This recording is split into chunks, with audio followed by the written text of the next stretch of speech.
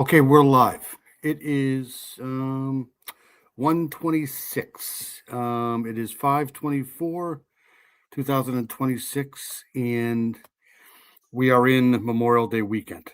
So um I don't want to say happy Memorial Day, but hope everybody enjoys the weekend as much as they possibly can. All right, so let's see who's here. The good news is I actually have 2 days off in a row. I have tonight and tomorrow night off, which is unusual because I very rarely get 2 days off in a row, especially two nights. But anyways, we got let's see here. We got Farqu's in here. Pertinent's in here. I just saw Pertinent. Good to see Pertinent. Good to see Farq. Um, is there a Farq one? But anyways, Farq is in here. Paula's in here. Always good to see Paula. Always good to see Farq as well. There's Heather right there. We got our favorite Heather in here. Well, one of the Heathers, anyways. Let's see here. We got Dewey Ox is in here. Always good to see Dewey Ox. Always good to see Heather, of course. We got unindicted co-conspirators in here. Good to see unindicted. Let's see here. Dom is in here. Gretchen is in here. Good to see Gretchen for sure. I just saw Gretchen a little while ago. I forget where it was.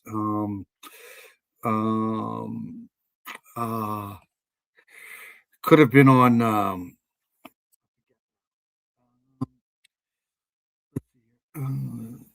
about to go to the ER. My blood pressure is out of control. Wow, you're having a bad month, buddy. I hope you feel better. Why would your blood pressure be out of control? Um, like I said, it's always good to see Heather here. All right, so we're going to go over the true crime cases of the week. Obviously, the missing person case of the week. Let's see here. We have this is Memorial Day, so at the end of the video or the stream, if I have enough time, I'm going to do a story that I've covered 3 or 4 different times on the channel, but I feel it's pertinent tonight. Thank you, because the meds aren't working. Well, that's not good. And Gretchen is in here, so if Gretchen is still in the hotel or in the motel or wherever she is, let me know, because we can put the GoFundMe page in here again, and I'm going to try to throw it in the description down below, because Gretchen's been displaced because of a tornado, and I believe she's still got a GoFundMe. Peggy's, that's right. We were over in Peggy's. Sorry. I was in Peggy's tonight, and I was over there. I was waiting for JC Ann to go live tonight. Let's see. Last night, I got a chance to catch Adrian. So, but anyways, always good to see everybody. Let me play my intro. We'll get going here. It's good to see everybody. Hope everybody's doing well. Let's see. Hold on one second here. Let me get out of this here. Let's see. All right, let me play my intro. I'll be right back, and we'll get going here. Be right back.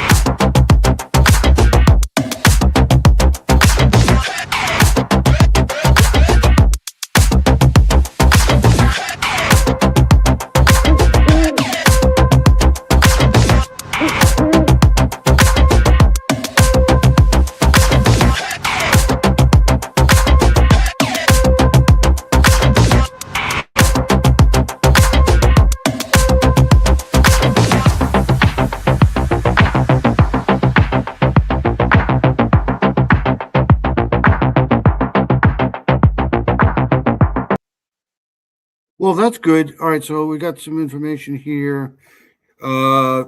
Still here. We found a house to rent, so hopefully we will be in there soon. That's good news. But rebuilding our house is going to be about 8 months. That sucks. But at least you have some sort of date, or at least you have some sort of Pertinent's got a migraine. Let's see. Sorry, typo. I have a migraine. Not wearing my glasses. Sorry to hear that, Pertinent. Migraines are absolutely horrible. I hope you feel better. Um, Nothing really works for a migraine, so I hope you feel better. Heather's in here. Heather went to a concert with Dino tonight. Congratulations. That's awesome. What'd you guys see? Brian's in here. It's good to see Brian. Where's Brian? Right there. Brian's right there. Always good to see Brian in here. Yeah, you got to take care of yourself, Dom, for sure. Dino's even sweeter than I already thought. Well, of course. He's got to be. He lives in a trailer. No, I'm just kidding. I don't know. Just no. It was a bunch of cover bands, but had fun with Dino regardless. That's awesome. That's good news. All right. So let's see here. What we're going to do here. I do want to start. Hold on one second. I want to start here locally, but hold on one second. Let me get. Let's see. Let me get things pulled up here. And of course, my computer's going to start acting slow here. All right, so let's hold on one second. I want to go. We had covered this case. I forgot when we covered this. Am I still here? Trilogy cover bands. Oh, cool.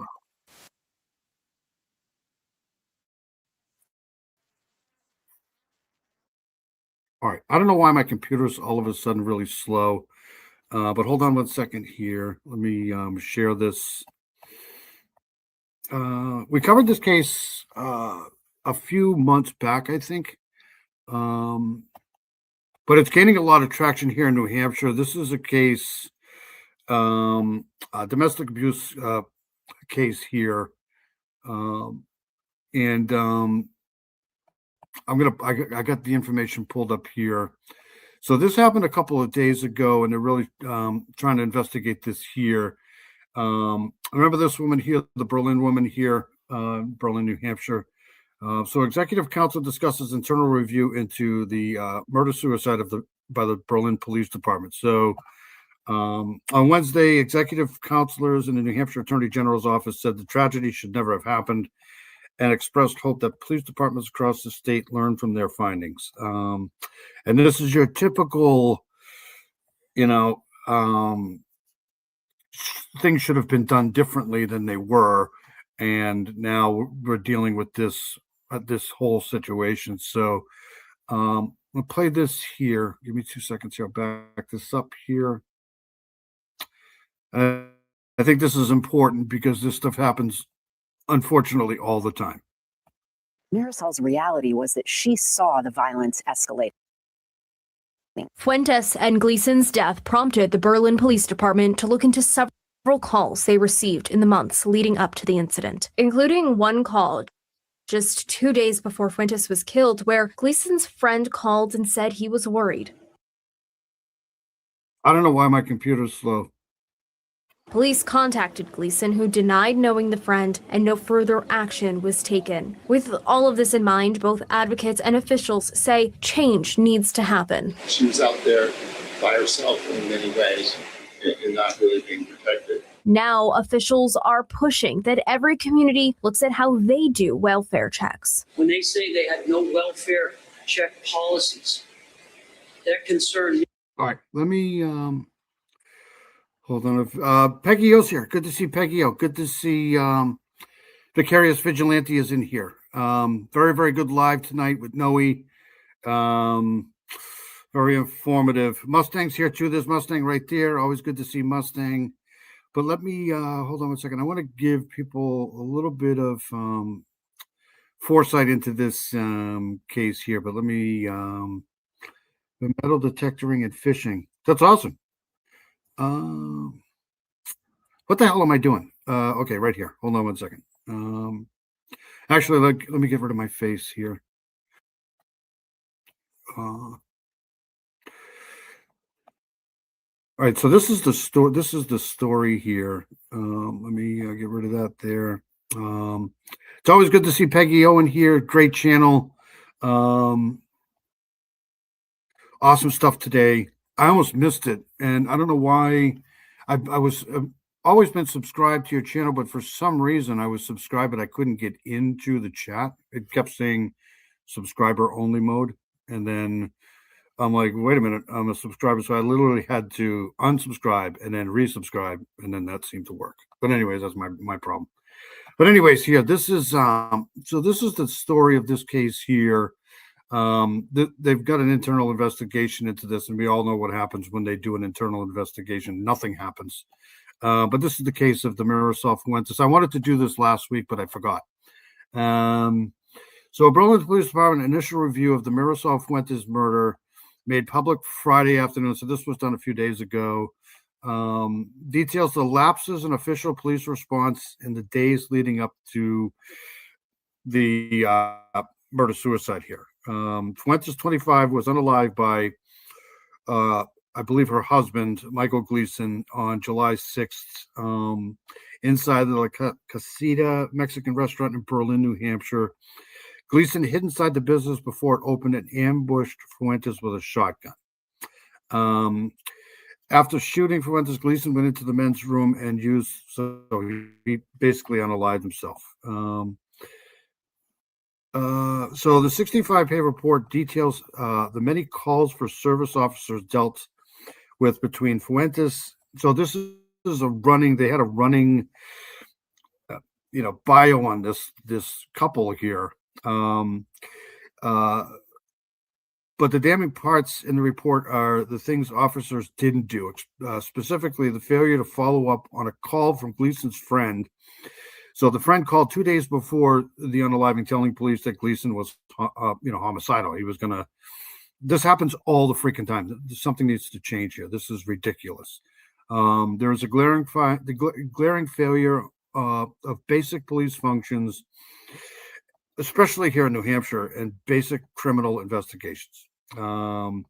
Berlin Police Chief Jeff Lemoyne told WMUR that the officer who should have followed up on the July 4th call about Gleason was fired, so they fired him. Another officer, Joshua Herman, left the department before the review was complete. Herman was faulted for, they just completely dropped the ball on this here.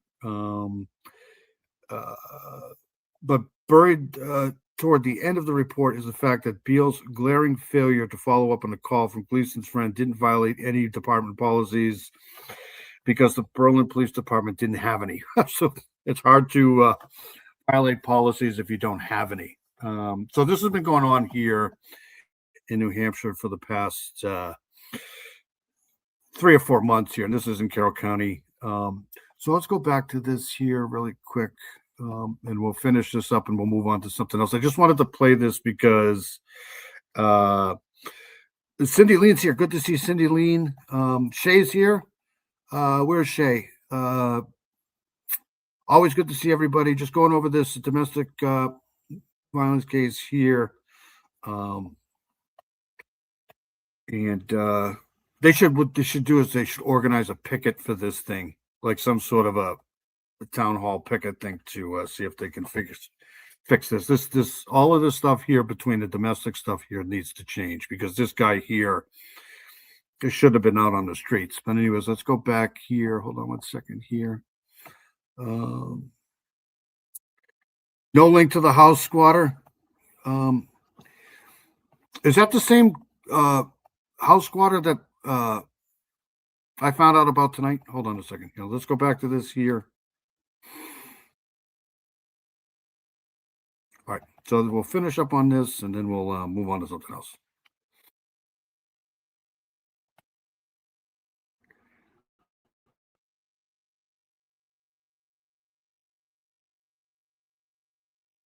Me greatly. And I'd like you to check to make sure there is no New Hampshire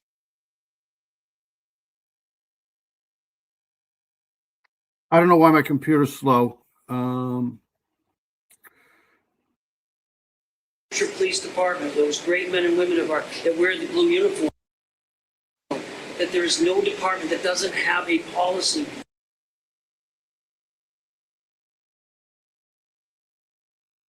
on welfare checks. The Attorney General says he will do what he can to better the system, but Police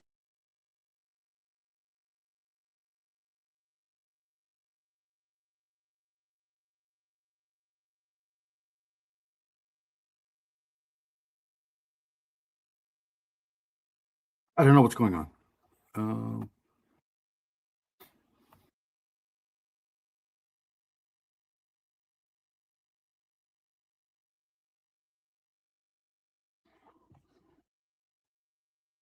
Chiefs have the ultimate responsibility for running their departments. Advocates say that this can't be where the work ends. When we look at the appendix to this report, it is a horrific chronology of her cries for help. She could see what was happening here. We need the police and the courts to fully appreciate that this pattern is escalating. And if we don't document it and intervene, more victims will die. If you or someone you love is experiencing domestic abuse, help is available.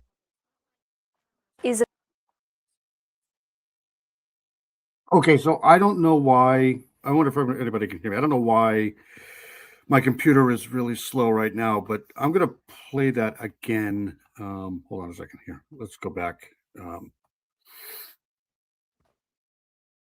Marisol's reality was that she saw the violence escalating. Fuentes and Gleason's death prompted the Berlin Police Department to look into several calls they received in the months leading up to the incident, including one call just 2 days before Fuentes was killed where Gleason's friend called and said he was worried. Police contacted Gleason, who denied knowing the friend, and no further action was taken. With all of this in mind, both advocates and officials say change needs to happen. She was out there by herself in many ways and not really being protected. Now, officials are pushing that every community looks at how they do welfare checks. When they do their check policies, that can for me to check to make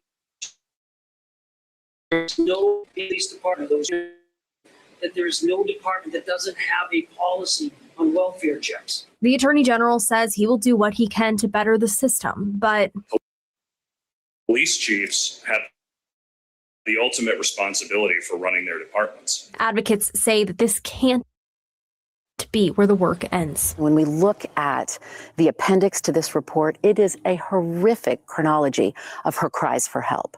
She could see what was happening here. We need the police and the courts to fully appreciate that this pattern is escalating. And if we don't document it and intervene, more victims will die. It's just If you were- incredible because this has been going on forever, and it doesn't seem like there's any help in sight.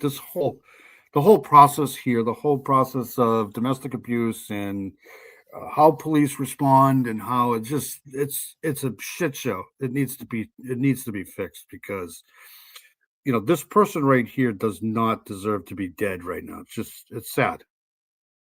It's terrible.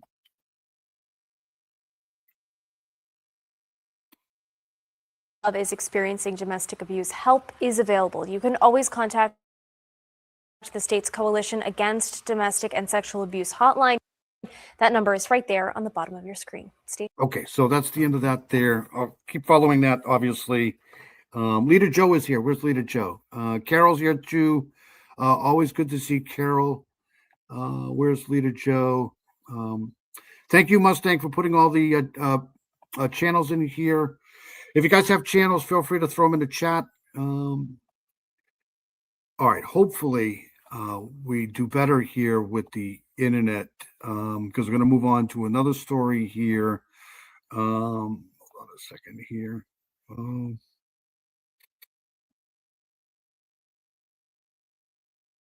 Let's see here. Let's do this here. We'll do same kind of topic here. So basically, this was done a day ago, kind of like the same kind of ordeal here. This is just more of a stalking ordeal here. So South Florida is a casual dating connection turned into a years-long ordeal involving fake numbers, a restraining order, and disturbing messages sent to her underage daughter. I think we might have covered this story too before. But this is her interview here of what she went through. Let me back this up here. I think they call this cyber stalking. So here we go. of cyber stalking says that she was actually the one being targeted. It's a twisted case involving and letter.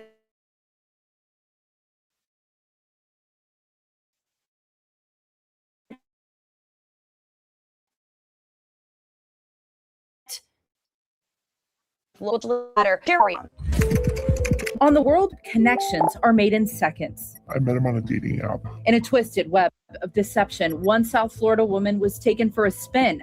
She asked we protect her identity, but agreed to tell her story.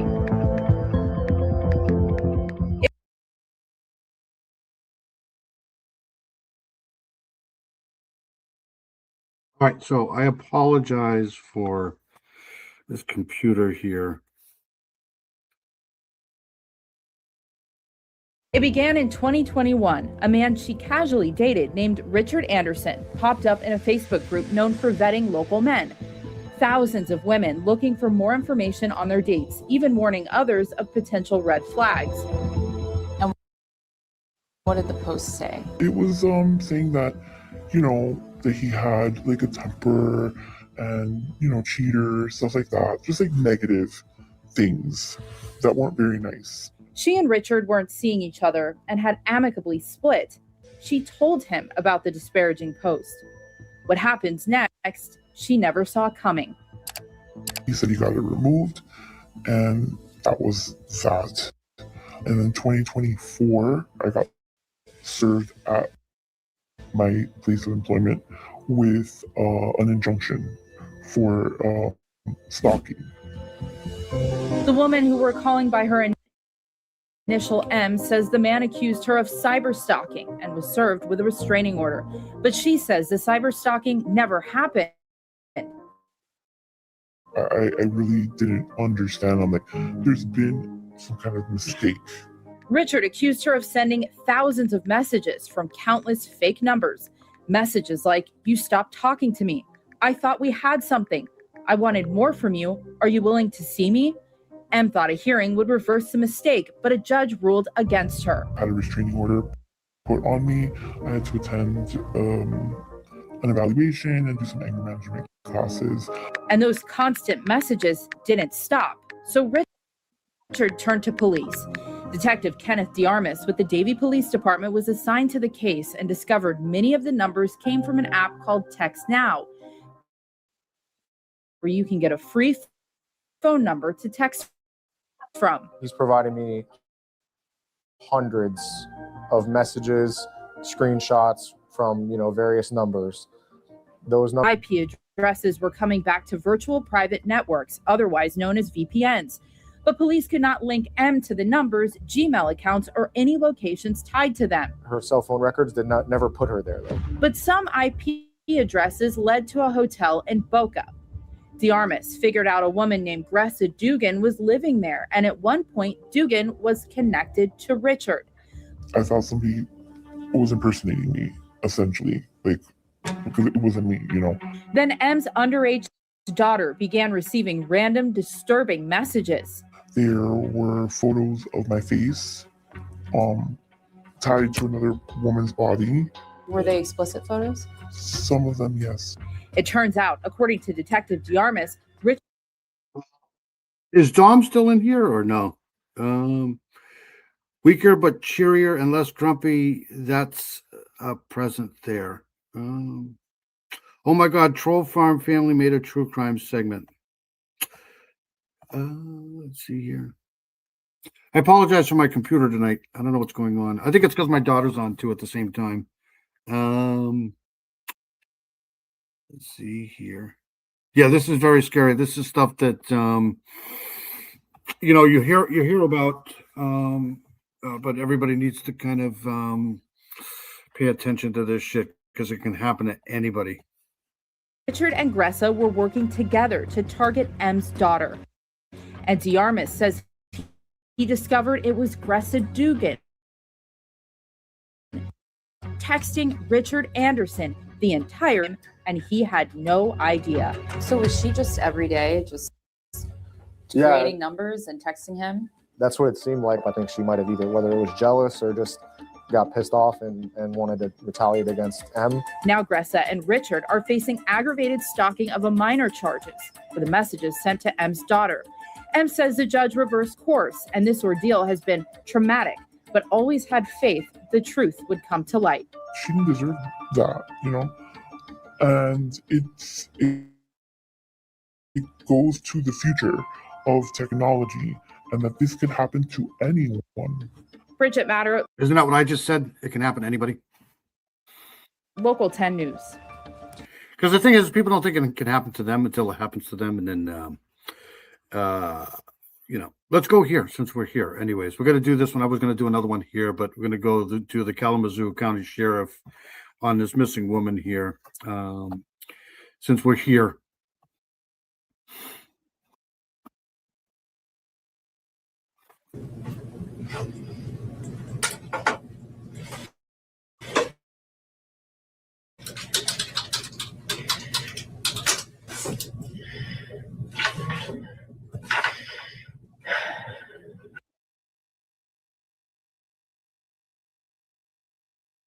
This care provider has been living with her for the last 4 years. Again, it's her brother, since their mother passed away. Their mother was her care provider. So the victim, who does have Down syndrome, she is, according to everyone, they call her high functioning, meaning the family does. I think it might have been that my computer problems might be more than just me. But I think it maybe have corrected itself here. So this is let's watch this live. County Sheriff's Office provide an update regarding the 55-year-old Jennifer McCormick who went missing late Wednesday. It is believed she walked away from her home in West AB Avenue near Ravine Road. But this is the interview. This is the press conference here.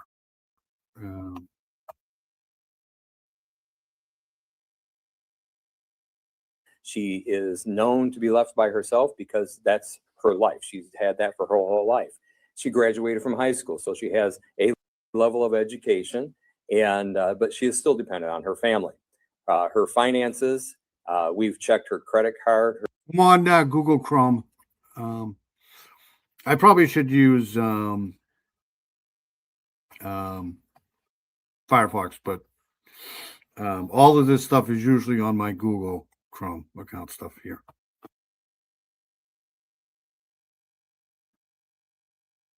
Her credit card has had no action during this time, so it doesn't appear as if she has, contacted somebody to pick her up, take her someplace, get a bus ticket, or anything like that we can find.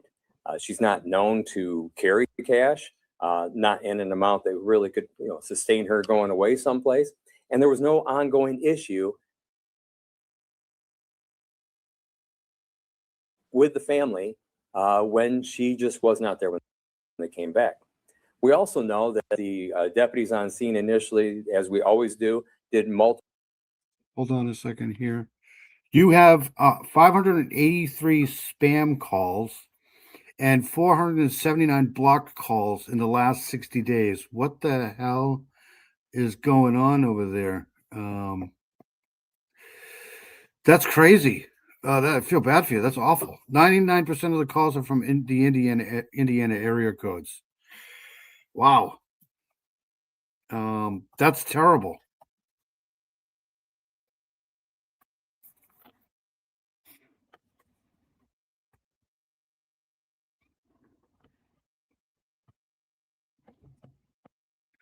Oh.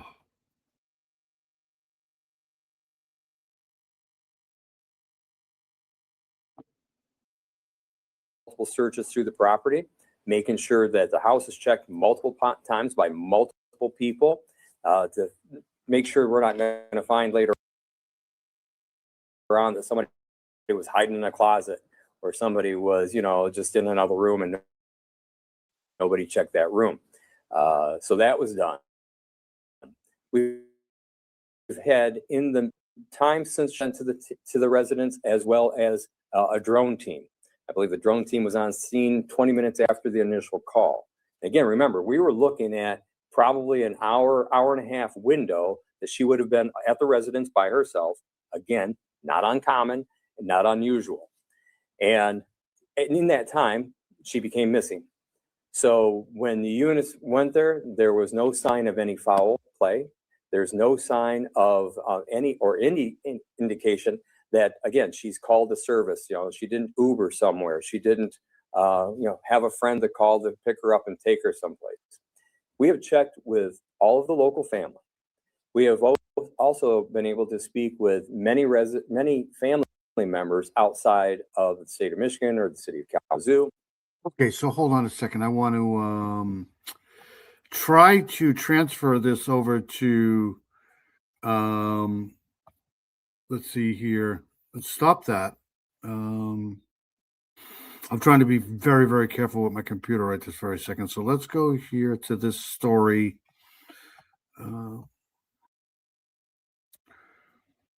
Very good. Okay, so this is the story. So this is what you need to know. Jennifer McCormick, who has Down syndrome, disappeared from her Michigan home May 13th. So it's been a couple of days. 11. Authorities are appealing for the public's assistance amid their ongoing search for McCormick. She is 55. Authorities in Michigan are appealing for the public's assistance following the disappearance of a woman. Jennifer McCormick, 55, was last seen at around 5:30 p.m. local time on May 13th. Citing the Kalamazoo Sheriff's Office here, she is believed to have walked out of her home, shared with her AB Avenue. Let's see here. Jennifer had been home alone for 1.5 hours while her brother Michael ran an errand. According to the outlet, he couldn't find her after returning home and reported her disappearance about 3 hours. So 3 hours later, he reported her missing. I went in my room, turned on my computer, and about a half an hour later, I went to the stairs and I said, "Are you all right?" And she didn't answer.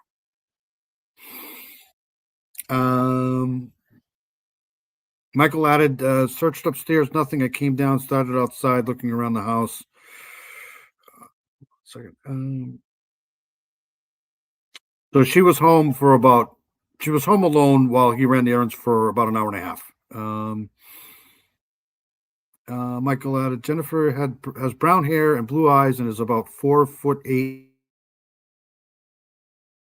tall, weighing approximately 150 pounds.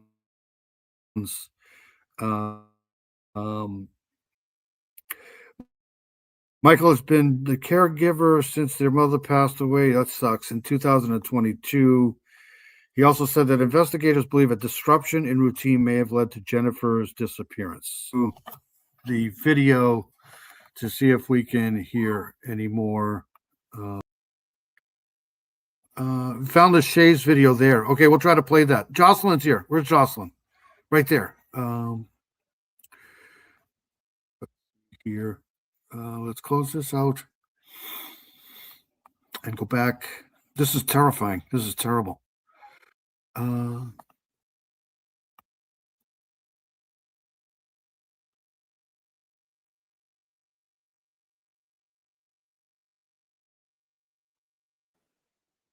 they all report the same thing. No one knew of any ongoing issue that was causing her any concern. No one knew of any differences between her and the brother who lives with her and was her caretaker, and all injured normal.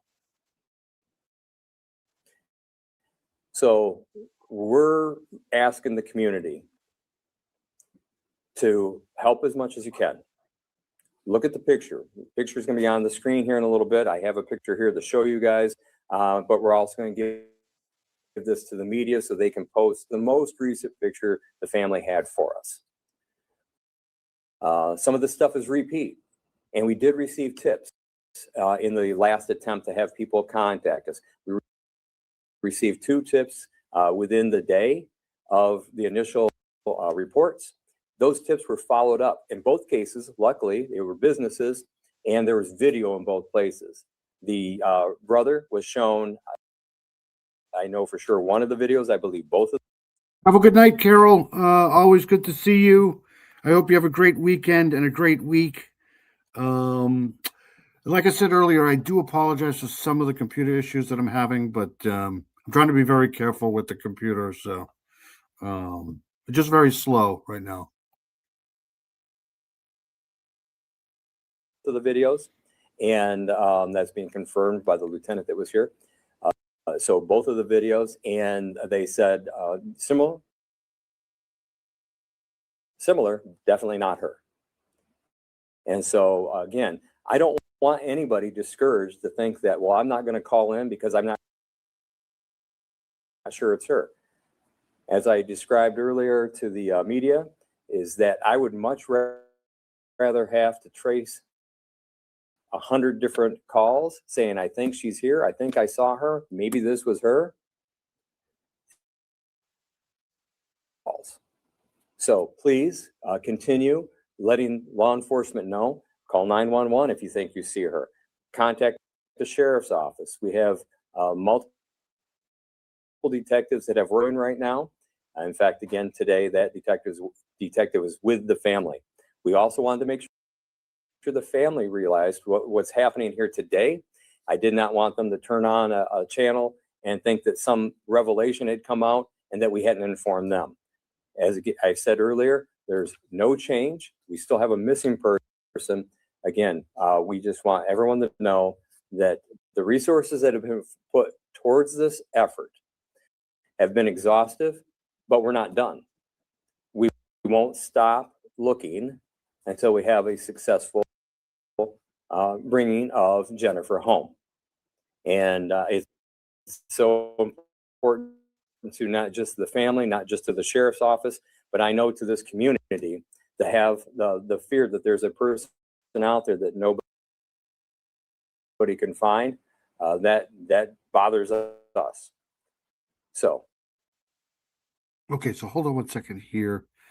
I'm going to try found the street. So hold on one second while I deal with my piece of crap computer. Fiend's here. Good to see Fiend. I feel so bad for Pertinent. I hope you feel better. Migraines are absolutely terrible.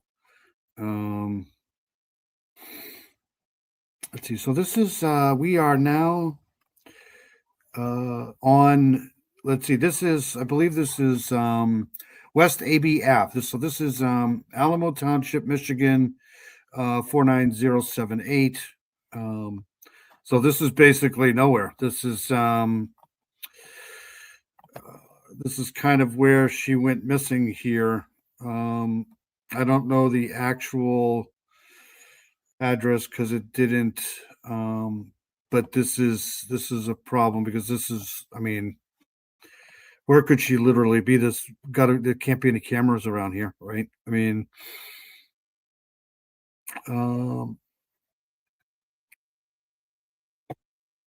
this whole, let me back out of this a little bit here to find out. So this is West AB Ave here, Ravine Road. They said it was kind of around here somewhere. So yeah, this is not good. And she's been missing since the 13th. So it can't be good. So let's go back. Let's try to go back to the video.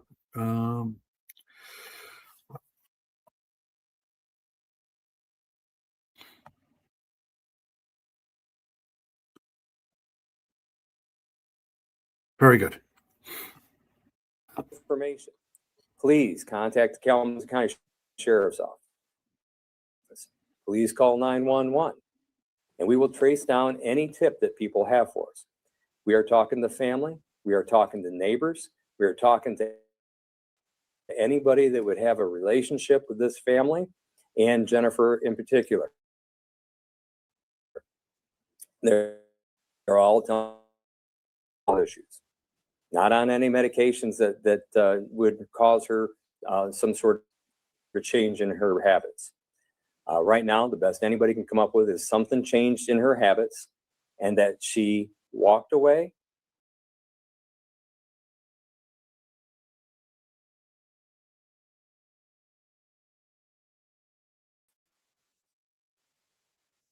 attention to this is concerned.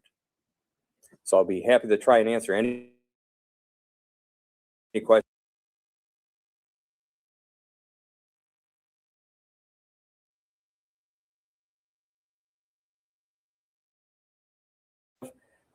Again, we've checked all the hospitals.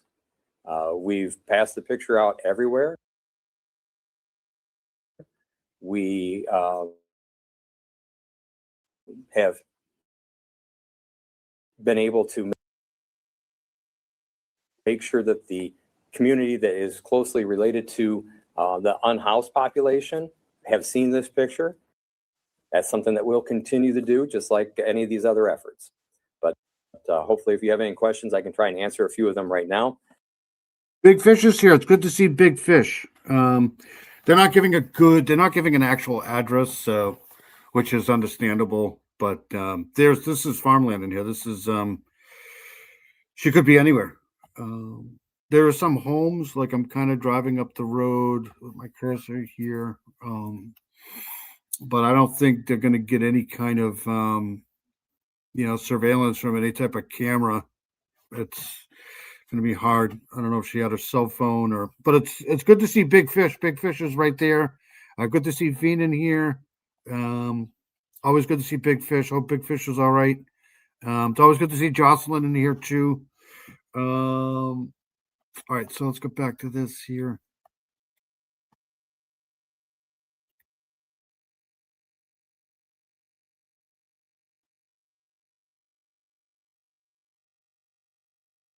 But again, I think I've told you everything that we've got to say about the case that might be of help to anyone.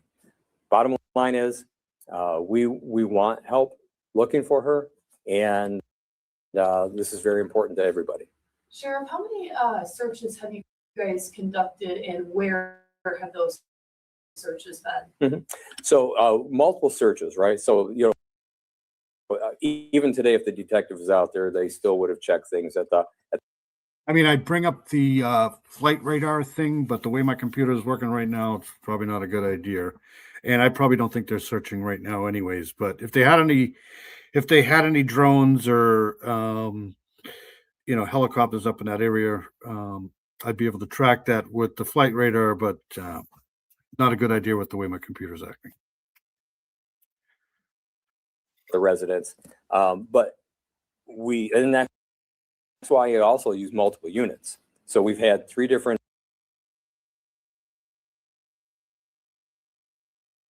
K9 teams out there. We've had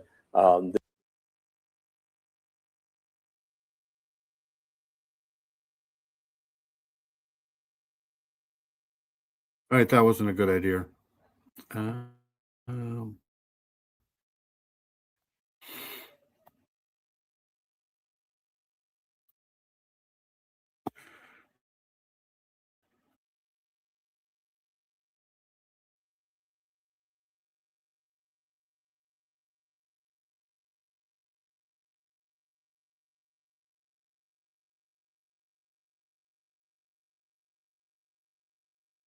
the drone team out more than one time. They were out within 20 minutes the first night.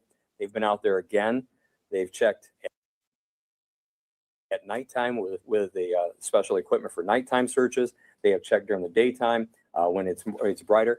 The areas of the search are never just in one spot. You always start in one spot like they did that night, and it goes out from there. The family has property that we have checked the property, knowing that you can't look around every tree.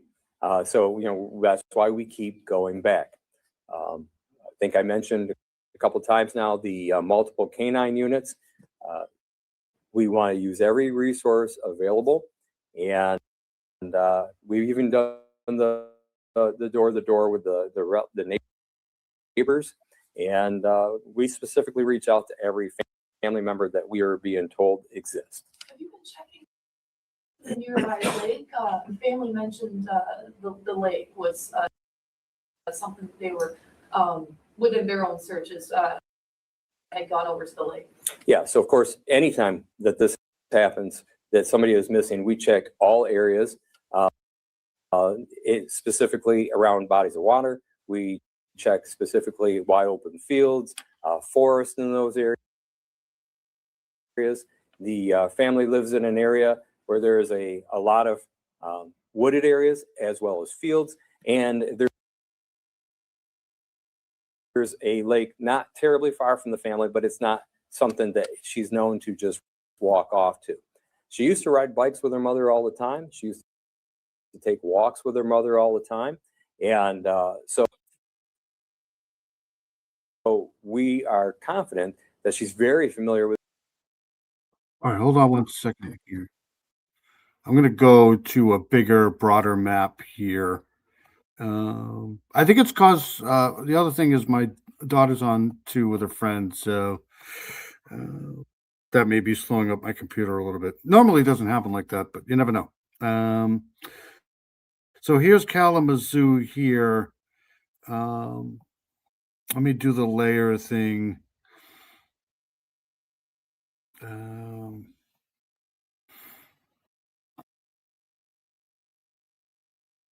There is a lake right there. There's Morrow Lake. Oh, Lover's Lane. Look at that right there. Lover's Lane. It's a whole road for Lover's Lane right there. Can you imagine that? Let me try to. So, anyways, this is the kind of area that she's kind of gone missing from. But this is she could be anywhere, literally. All right, let's go back to the video. I think.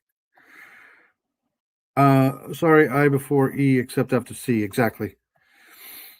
Remember Gallagher? Let's go here. Let's do this.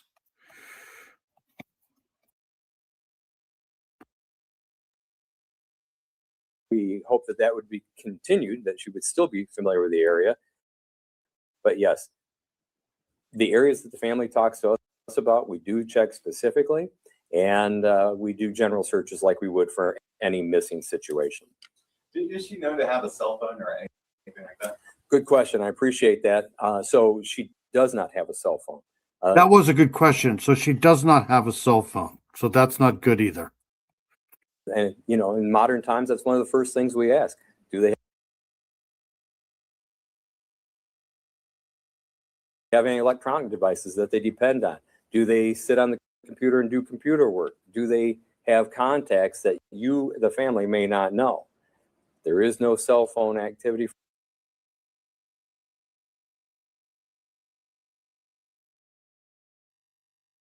for this person because they do not have a cell phone. And the family has convinced us of that, and there's no indication that she does. It does the geography of the area. Again, you mentioned dense brush. Has that provided any challenges for both the on-the-ground teams and also the drone teams? So when it comes to the drones, those challenges are lessened because especially when you do a night search and being as close to the incident of her disappearance, the night search was done with equipment that identifies. This is terrible. This is awful. People or animals at night. And sometimes a night search is even easier because you have that technique and those technologies being utilized than it would be during the day. But again, both nighttime and daytime searches have been done with the drones. Going off of Josh's question. I mean, where could she possibly be? I mean, she left last seen May 13th, so it's what, the 24th today, going on the 25th. I mean, she's been gone a while. Where could she possibly be? I know this is a big area, but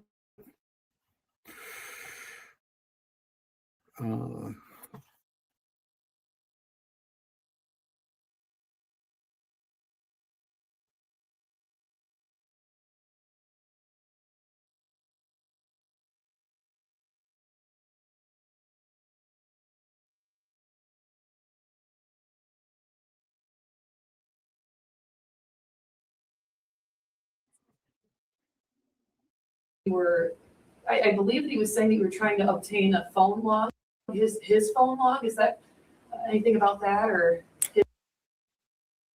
his phone? Or? So always in any investigation, we ask all family members, we talk to anybody that's connected to the person to look at anything that might help us in our search. Thank you very much. Mm-hmm. And then it was mentioned in your release that mental health crisis. So she is believed to have been in some type of crisis. So it's not really known for sure. Again, no indication of that to the family, to anybody that's had any contact with her. But again, we want to make sure that it's addressed because something's changed. This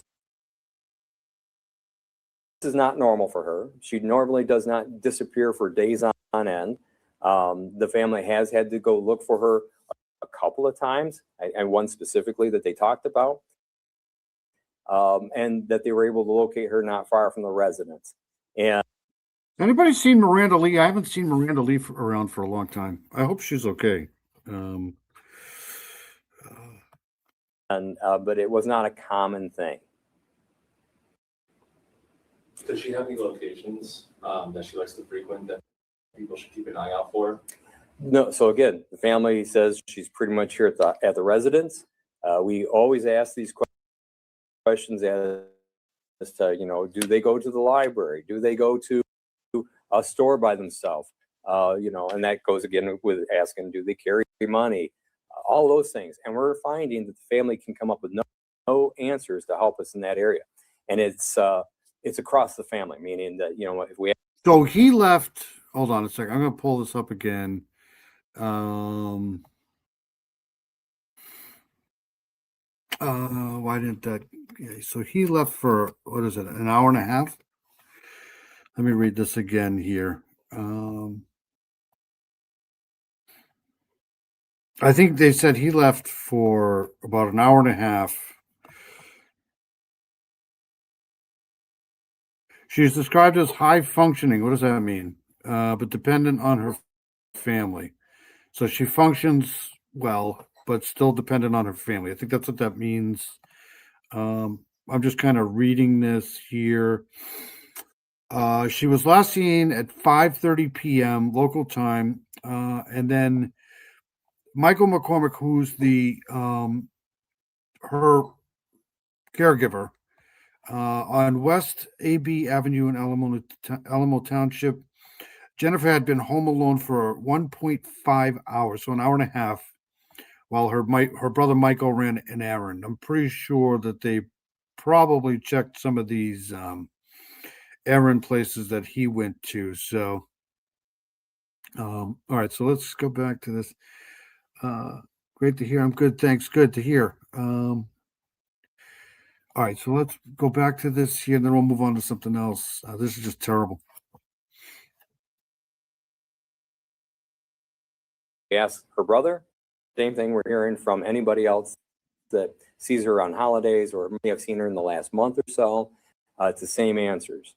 And so all these questions are still asked. All these questions are looked into. And we have a high level of cooperation with the family, which is always a good sign that we're looking at the pieces that they would normally look for. And we also always ask questions, that people might not expect, kind of like what you're saying. The brother was asked for his phone records. And that's really what you would. I wonder if there's even cell service out there. Maybe that's why she doesn't have a phone. Because it is kind of, definitely rural out there. So I wonder why she doesn't have a phone, but maybe it's because they don't have good service out there anyway. As law enforcement, you'd say, us doing our diligence, and that is all part of that. Any planned future searches? I'm sure you guys are continuing. Are you doing one today? So today there's nothing specifically planned.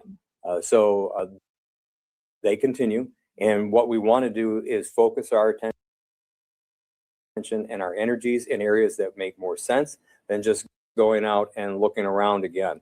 I'm not here to tell you either that any aerial search is over or any K9 unit searches are over or any other resources that we come up with to specifically check different areas. But we want to be very focused on the search areas because, of course, it is a broad area. And like I said in the beginning, we did a search here out like this, and that's what you do, especially early. Yeah, I mean, I hate to sound like a Debbie Downer, but 11 days is a long time. That can't be good. I mean, where could she possibly be? 11 days. On. Then you go back in, you double check where you already checked. That's why the residence has been checked multiple times, multiple people.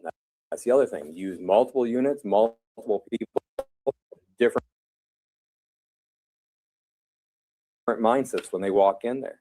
That way, if a unit goes, I wonder if anybody checked under this or, you know, in this, somebody might go, no, there's no way that person would be there.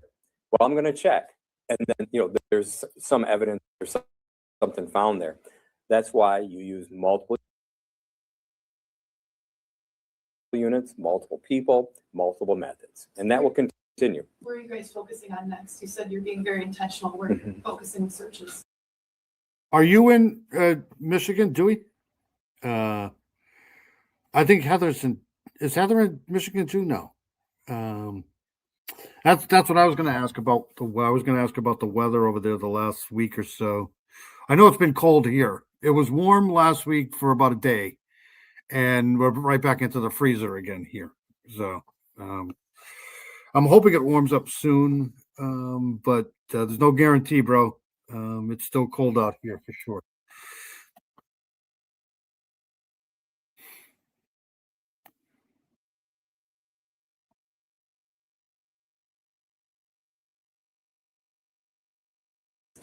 Again, that's going to depend on the day and any information coming in. So I couldn't predict exactly where we're going to be next. I just want you to understand, hopefully, that we are not done. And that means I still need the community's help.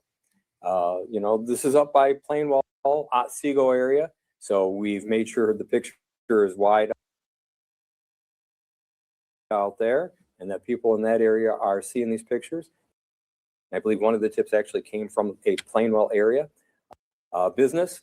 And so ultimately, whatever we can glean as information from the community to help us in finding Jennifer for her family. I'm terrible with names and areas, places. Like I'm pretty sure that Heather's told me 1,000 times that she's in Wisconsin, and I always try to keep putting her in Michigan. I don't know why. But I kind of knew right now that she's in Wisconsin. So I wonder do you know what the weather's been like over there in the last week or so, Dewey? Because I don't know if that might have something to do with it. This is probably hopefully this ends good, but I don't think this is going to end well. I wonder if she's got other family in the area. Who knows? Or friend, or I don't know.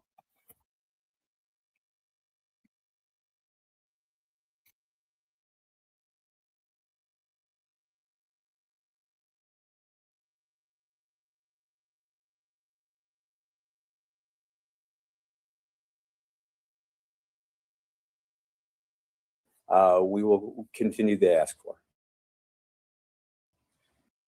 And you mentioned that it's really close to the Otsego.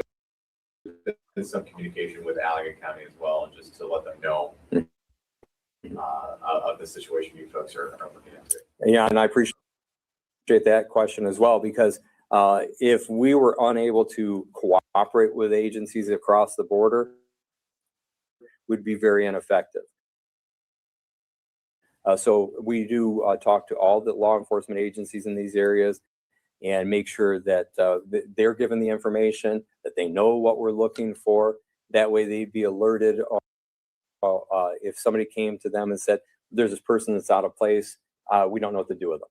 Well, they know now that we're still looking for a person who is going to appear out of place somewhere. I thank you guys again for coming in today. I thank you for. Yeah, it's been cold here. This has been I don't want to say the coldest May I've ever seen before in my life here, but it's been it hasn't been good, put it that way. Good to see Just Jaylene in here. Always good to see Just Jaylene. I think I subscribed to your channel last week. I'm sorry I'm having computer issues tonight, so it's a little bit laggy. And I don't really want to reboot because anything can happen when that happens. But a few nights ago, 30s. Yeah, we almost got a frost here. Was it not last night, but the night before last? So.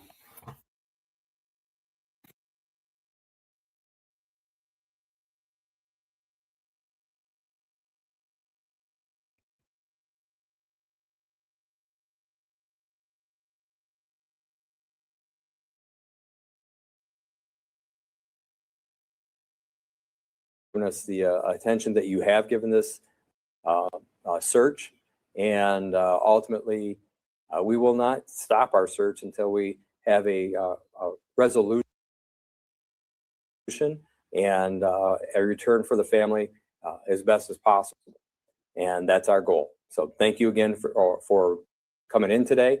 Last thing, Kalamazoo County Sheriff's Office.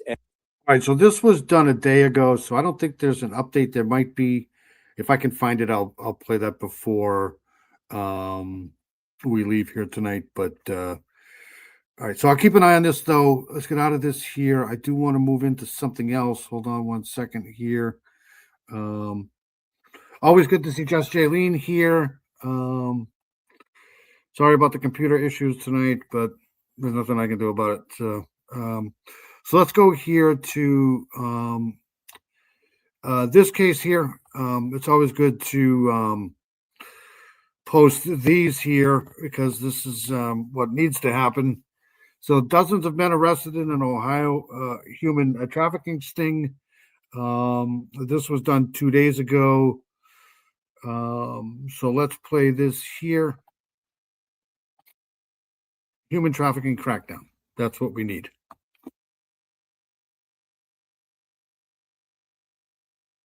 Recently in a human trafficking sting. It's part of a crackdown with Ohio Attorney General Dave Yost's office to try and stop the continuous cycle. Sydney Canty explains how this overall operation led to dozens of arrests and freed dozens of survivors. You might recall a 101 West we did back in 2024 titled Invisible Chains. It really went in depth on this kind of activity going on in Northeast Ohio and surrounding areas. And as it continues, law enforcement agencies have their work cut out for them, trying to put a stop to it. Attorney General Dave Yost hosted one of his last news conferences as Ohio's AG, recapping the results from a statewide human trafficking operation. Operation Spring Cleaning search warrants, mainly May 14th and the 16th, more than a dozen men from the Valley, Ohio, Western Pennsylvania, individuals face several felony charges, including the solicitation of adolescents, attempted unlawful sexual conduct with a minor, and compelling prostitution. Chief Deputy Jeff Allen with the Mahoning Valley Human Trafficking Task Force spoke during a video played at the conference about the impact human trafficking has made on the area. Human trafficking is a supply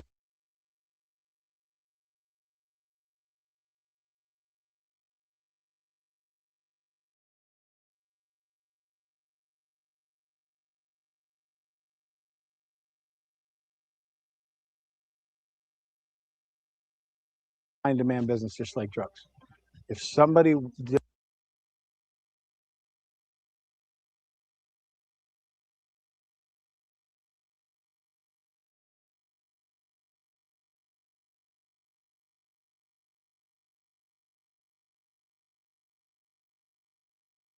wasn't looking to have illegal sex, there wouldn't be victims being trafficked. So don't, period, don't. Yost says they've come a long way, but they still need your help. And if you see something, say something. I can't begin to tell you how much it's meant to me to be part of this effort to end human trafficking. We will continue those efforts day and night, year round, even when we're not working and having a visible operation out in the public where people see a search warrant or see arrests being made. Operation Spring Cleaning was the 9th statewide operation under you.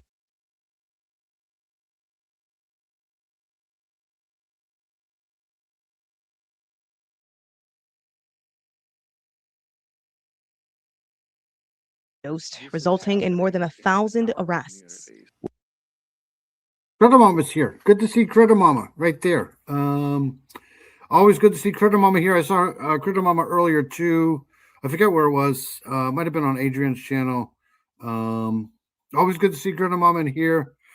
I'm trying to work through the computer issues here tonight. Good to see you though. We're out there. We're working. Don't buy sex in Ohio. With more local news, I'm Sydney Canty. Do you really think that would make a difference? Okay, so let's get out of this here. And then I'm going to play our next. I'm basically shutting down all the stuff that I don't really need on at this very second. But let's, I will play the next one here.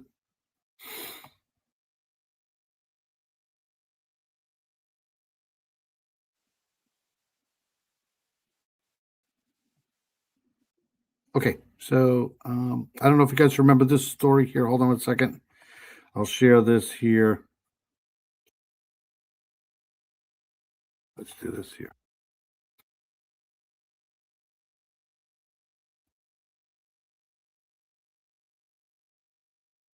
Where's Dee Dee?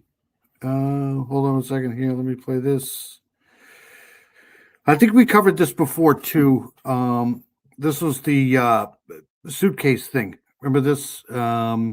Cleveland police respond after a man's dog leads him to a suitcase, to suitcases partially buried near a school.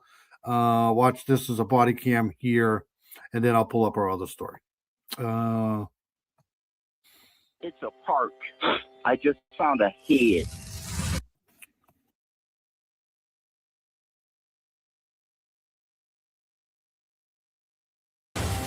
In a suitcase in the park. Come here, dog. Sit down. Sit down. Okay, and is it a human head or an animal head? Yes, no, it's a human head in a suitcase with it looks like some other body parts.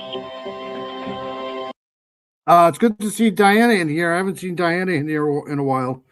Actually, saw all you guys 1,000 arrests, yeah, for a while. Good to see Critter Mama. Good to see Diana.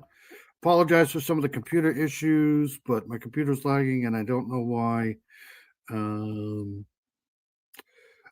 Critter Mama, Gretchen, always good to see you guys.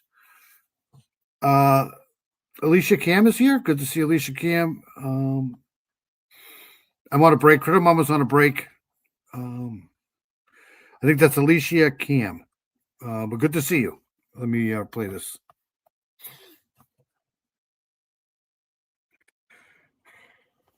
I was walking my dog, and my dog stopped, and there was something like half buried. It looked like a suitcase. I pulled it up and unzipped it and opened it, and that's what it was. Okay. I've been walking past it for a few days. Yeah. And I said, let me just take a look and see what this is, because it wasn't there like last week. I was hoping it wasn't that, but yeah, it is. It's around 6 p.m. in a Cleveland, Ohio neighborhood where police respond after a curious canine led his owner to a gruesome discovery. By the way, what do the body cams on law and crime prove? Maybe that the world is unpredictable, and sometimes when the scary and unpredictable situations arise, having a great lawyer matters, right? Well, that is where our partner and sponsor, Morgan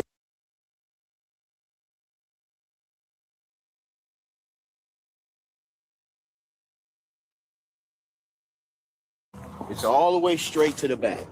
Close to that sign? Yeah, see the little black? Straight ahead in front of me? Okay. Straight, It's yeah. a suitcase? It's a suitcase. I've been walking past it for about a week now because I take my dog. I stay right here. I take my dog. I usually walk her through there and then come around here. Okay. And for the last week, she's been stopped. It was like a mound of dirt. She's been stopped and sniffing like a little too long. Okay. And today I was like, well, I'm going to take it. I hope it's not what I'm. Right. I'm getting raided. All right, so Lena's here. Oh boy, it's Lena. Good to see you.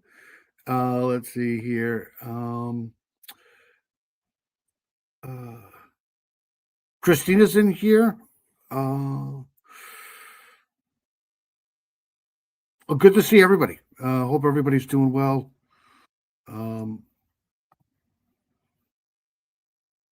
I haven't seen any update on the children's skeletons found in Memphis. I'm sure they're waiting on DNA. Yes, I've been following that too. Hopefully, I can get to that at some point tonight. Glad this guy checked it out and called it in. Yes, we covered this one earlier in the year here. This is an older story, but this is basically the body cam of how they found it.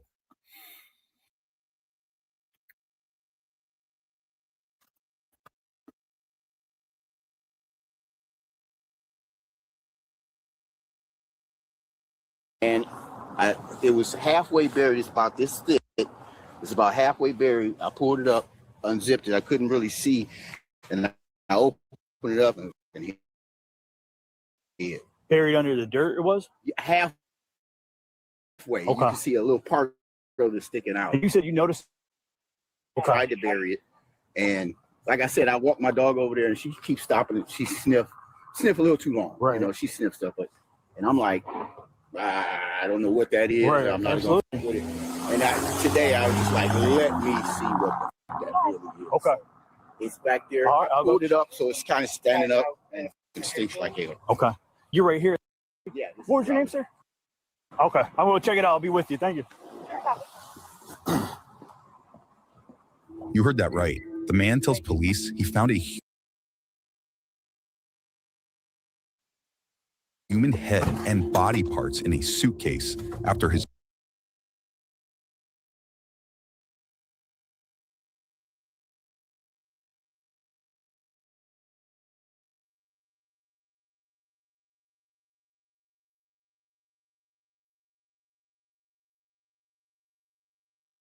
dog repeatedly showed interest in the bag that he said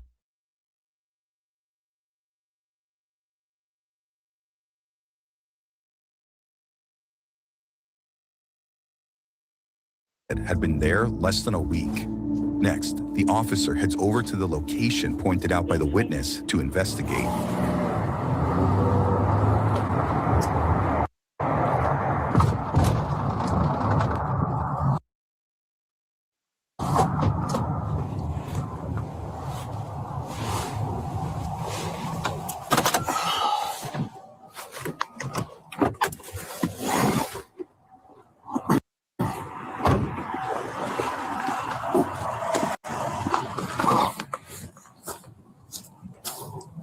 Radio.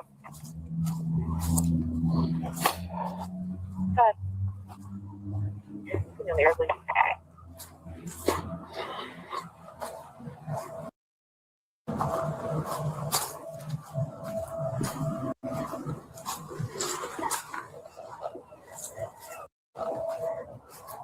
I got you.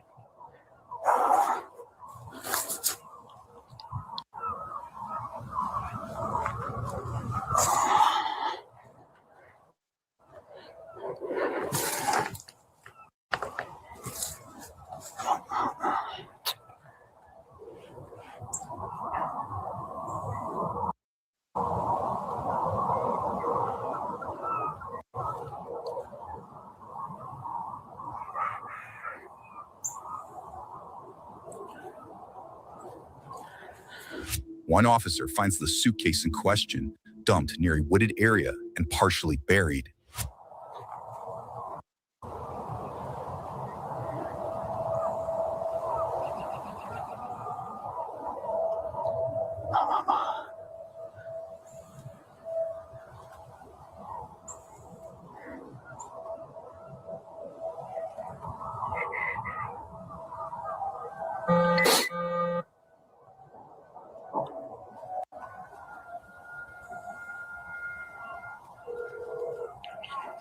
Hey, are you still inside the district?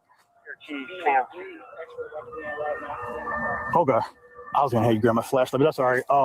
When you get up here, if you go down 162, like I went up Saranac, 162, you can just pull in this parking lot for this,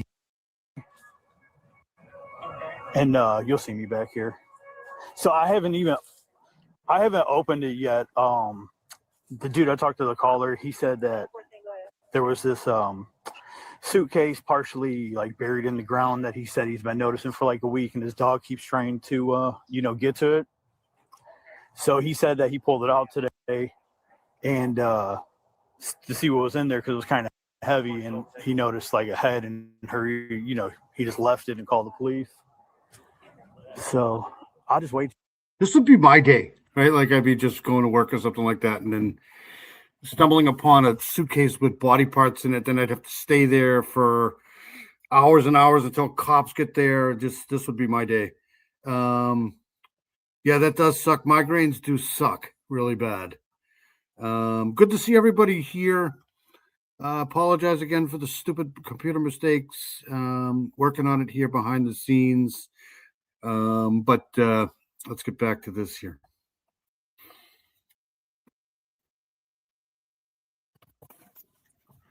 So you guys get here before I open it.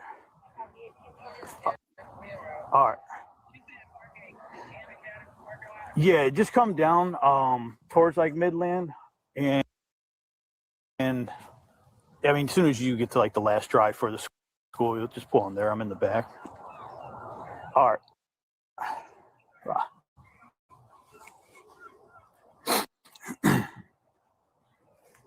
The officer calls for backup before further examining the suitcase that police said was found just steps away from a school.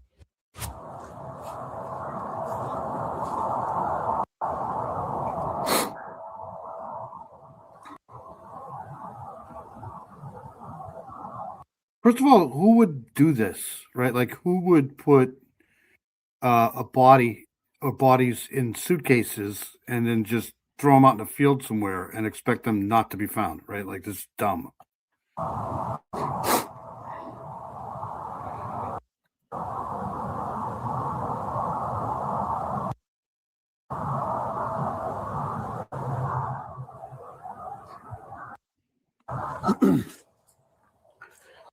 Dino's here. Good to see Dino.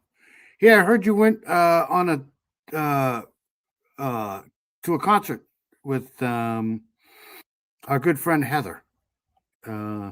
Heather's an amazing human being. It's a school, I think. That's basically the school there. It still can be up on my leg, and it's throwing my center off balance. So I'm getting real sore all over. Oh my God, that's terrible. Hope you're well, Shay.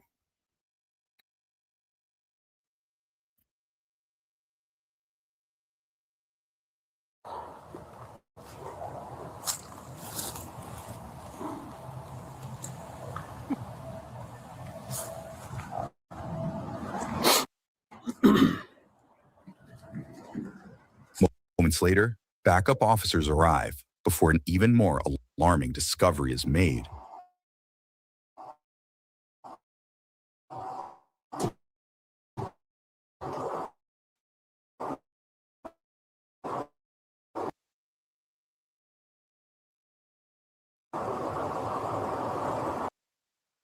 I mean,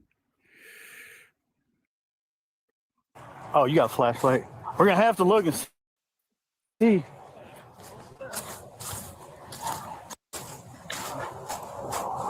I mean, it's like partially buried.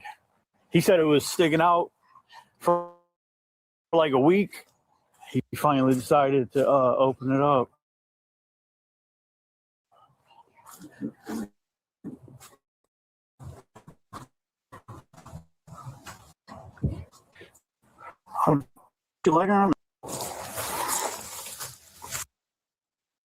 This is too. I mean, I shouldn't be laughing. This is terrible. There's a body in here, but who would do this? Like, who's the idiot that would just partially bury this? I mean, it's not even buried well at all. It's just kind of stick. I mean, people are going to see this. What a lazy person. This just this is crazy. No. Yeah. You on? I think this was in Ohio. Yeah, Cleveland. This is in Cleveland. We covered this a while ago when it happened, kind of, but this is the body cam, so I figured I'd play this. And I didn't feel like jumping in and out of YouTube to with the computer issues, so I just figured I'd play this. This is just really disturbing, but this idiot who just tried to bury this, obviously, this is right next to a school.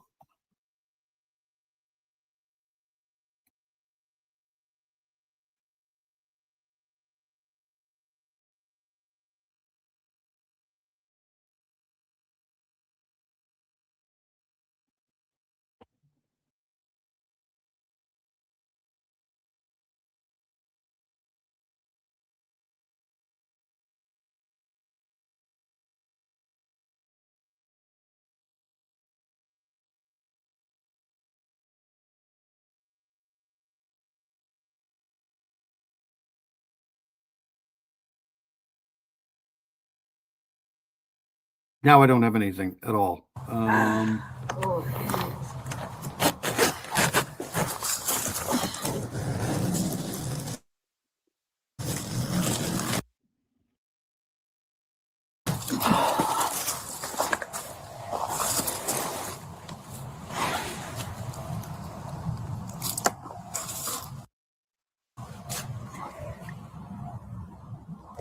You bring it closer. I can't see. Yeah, no. Oh yeah, it is.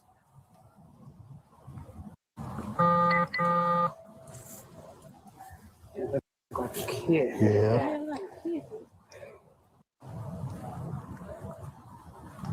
I can't. It's attached. It's just like full in the fetal position. Obviously, there's going to be triggering. I don't think they're going to show it, but just stuff that cops have to see and do, man. This is crazy. So just a suitcases in the middle of a field, and they got to open it and discover. This is just crazy.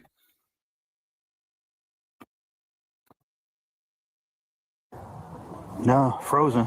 According to a police report, the badly decomposed remains of a young female were found in the suitcase. But that's not all.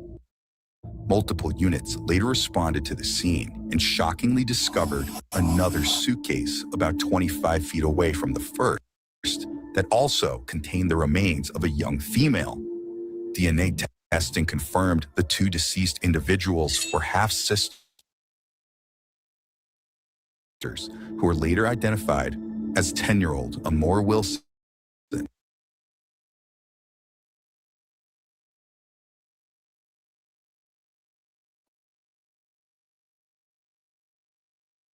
A medical examiner quickly ruled the children's manner of death a homicide, while at last check, the exact cause of death. They really had to do that, right? Like they really had to send it out to find out that this was a homicide, right? Like, no, people just die naturally and fit themselves in a suitcase. Just, I mean, this crazy shit here. This is stuff that you probably couldn't write in a script. This is just insane.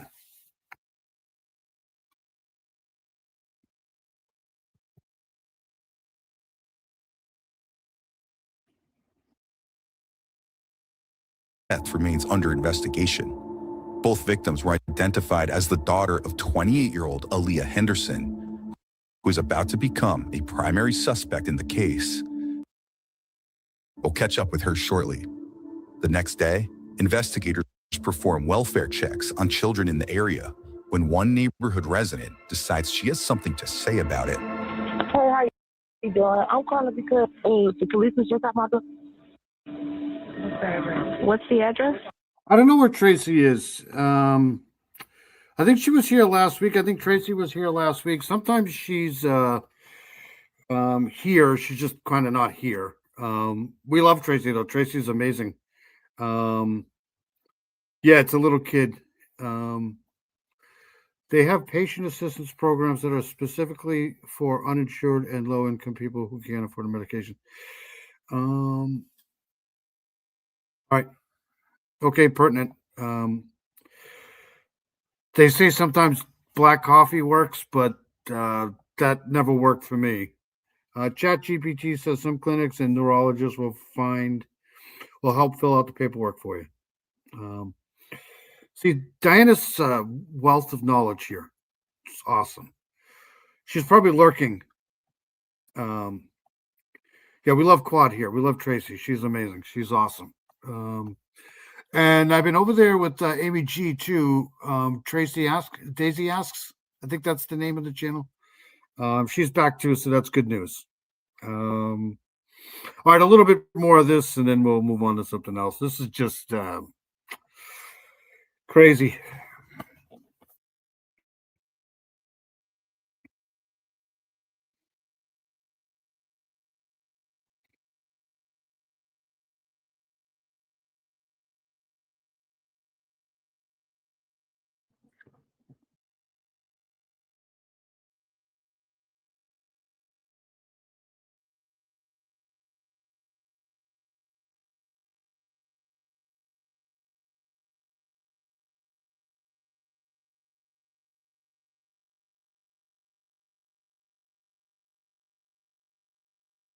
Dooby doo doo doo doo doo doo doo doo dooby dooby doo doo doo doo doo doo.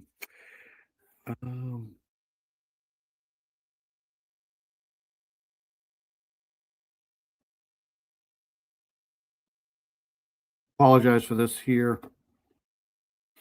Yeah, you said the police were just at your house? Yeah, girl, talking about a child wellness check. Okay, why do you need police now? Girl, I was calling to ask why they're knocking on my door talking about checking on my kids. So you want to speak to the officer about that? Are they still there? No. I'm not at home. I'm getting called. Okay, is there anybody who's home now? What did they say to you? Tell me to talk to the police. Are the police still there? Oh, he said that they was claiming to be knocking on everybody's door to check on everybody's kids in the neighborhood. Y'all doing that? So are the police there talking to? Well, they gone now. Okay, so tell me to get the officers back, and then maybe she can hand them the phone. The police they're not there though. That's what I'm calling for, to figure out what's going on. This is obviously the craziest conversation I've probably ever heard in my life. It's just can't get anywhere with this person on the phone. That's why I'm calling to figure out what's going on. Well, it's like you're not there.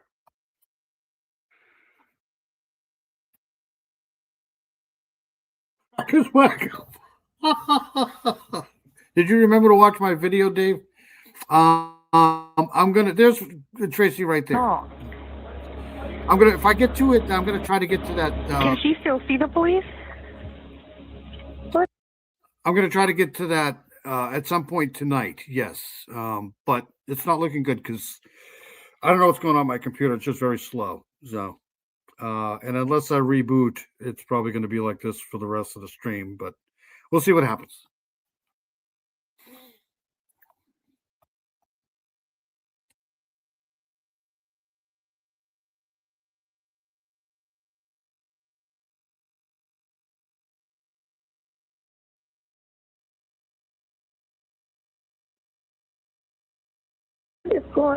There's no other way for me to find out the information. So the police are there. That's the thing. Like they have all the. Nobody said the police was there. Yeah, I'm calling a non-police officer. I'm not calling 911. I'm calling to find out why they're knocking on the door. He also mentioned that they knew my name already, knew I had 5 kids. If y'all doing a wellness check on every house on the street, how do you know my information? How many kids I have? That's what I'm saying. So the officers that is there, they have all the information that you need. So I'm saying you let them know that they're not. Let her know that you're. Hello? Yes. Yeah, my name. Sir, do you still see the officers? No, they're gone. They were here earlier, and we were trying to figure out what was going on. Was that why were they stopping by? So typically, what you want to do is when the officer is there, you ask them what they want, so they can give you all the information. They were at the door lying about knocking on everybody else's door, checking on their kids. They knew my name. They knew how many kids I had. They asked for my information. They said they had a 440 number for me. How do they have all that information if they're doing a well? Hello? Okay, I think that's better. What's your name, ma'am? Are you talking to me or somebody else? I'm talking to you. What's your name, ma'am? I'm telling you, man, after conversations like this here, you really probably They got had to my drink, number.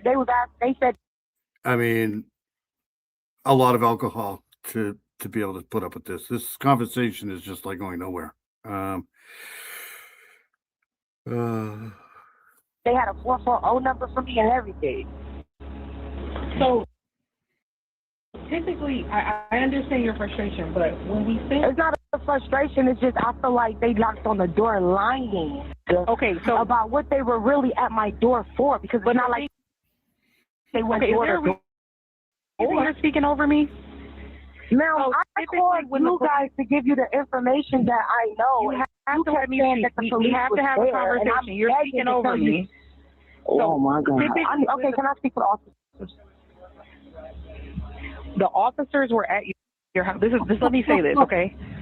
When the police are out, you want to ask them all the questions that you have, because this is this. I would have just hung up. I just hung up like an hour ago. But they have to talk because it's dispatch, and but this person can't get a word in edgewise. She keeps talking over her. It's ain't a conversation. Just shut up and listen, right? Just just crazy shit. Hold on a second. I got something for this person here.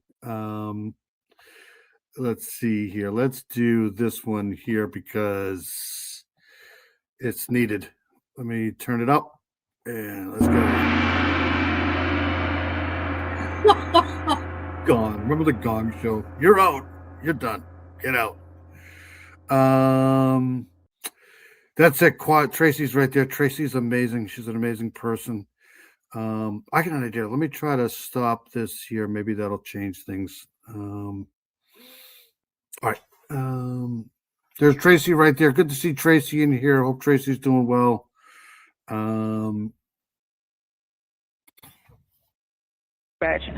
Once an officer is out there, it's beyond us. So we don't know exactly everything that goes on once it's past being dispatched. Does that make sense? Okay, is there a way for me to get the information? Where are you now? I have court this morning. I have things that I am doing. I am not at home. Okay, so what's your address? We can send an officer back out there so you can ask whatever question. Ma'am, I just said I'm on my way to court. Why would you send an officer to my house? Is at your house? Ma'am, is anybody home that can speak to police? I just told you what they said. Oh my God. The person that was home. Okay, so what I'm saying is we can send someone back out there if you have questions. Okay, ma'am, I'm not at home though. Is there another way? Can we move on, please? Is there another way for me to find out information about why they at my house? You want to know why the police are at your house? Do I have to come down there? Hold on. Is there somebody at your house that can speak to police? No.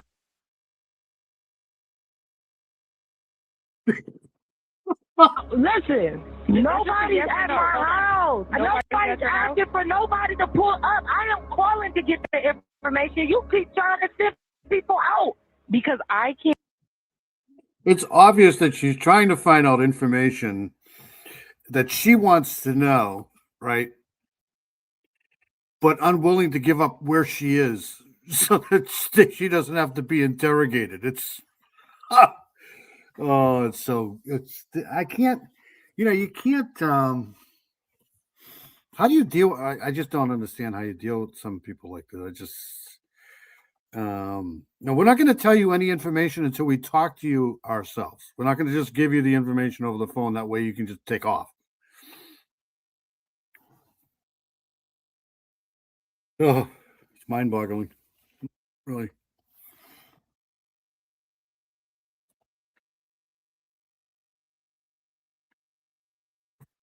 Listen. Can't give you anything over the phone. You typically okay. Well, I would like to. Do you have a? Oh my God. So I need to go down there. Is what you need to do. You go down I'm there. Not at home. Yeah. Go down there. That's what it's about. I would rather you tell me that. I'm not saying I'm staying at home to wait on. But despite some community pushback, investigators narrow in on their suspect, who was confronted the next day.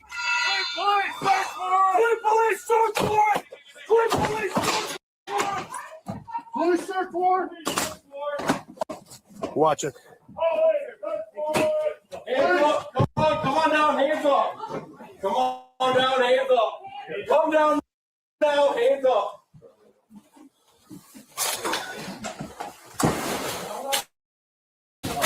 Got ready for it? Yeah. Anybody else inside? Yeah. Got her? Go down. Here, we get our first look at Aaliyah, who was found at a home near the field where the bodies Just grab another and smile, Dave. That's how I were do. discovered. In the home, police said they recovered substantial evidence related to the case, but no further information has been released at this time.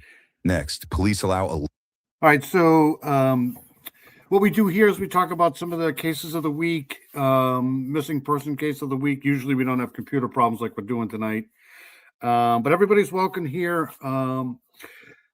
I try to promote people's channels whenever I can, so if you guys want a wrench to promote your channel, let me know, because you see almost everyone in here has a wrench. So you got some really great creators in here. Jocelyn's in here, Paula's in here, Quad's in here. We got the Dirty Diana's in here. Always good to see new people. Always good to see everybody here. Hope everybody's well. I have a friend that works for 911 and a former coworker used to take calls. Yeah, I don't think I could do it too. I mean, there's let's say there's bad employees everywhere. It doesn't necessarily mean they're all bad, but I would have hung up this phone. There's no way I could have dealt with this person, but because you knew what she was trying to do, right? She's trying to get information without giving a location. But the longer she stayed on the phone, it's just one of those bizarre situations. I wouldn't have been able to deal with it. No way. I've been having a hard time just with my computer here tonight. So Leah to cover herself before she's escorted out of the home. Go ahead. You good? Okay. Okay. I got you covered.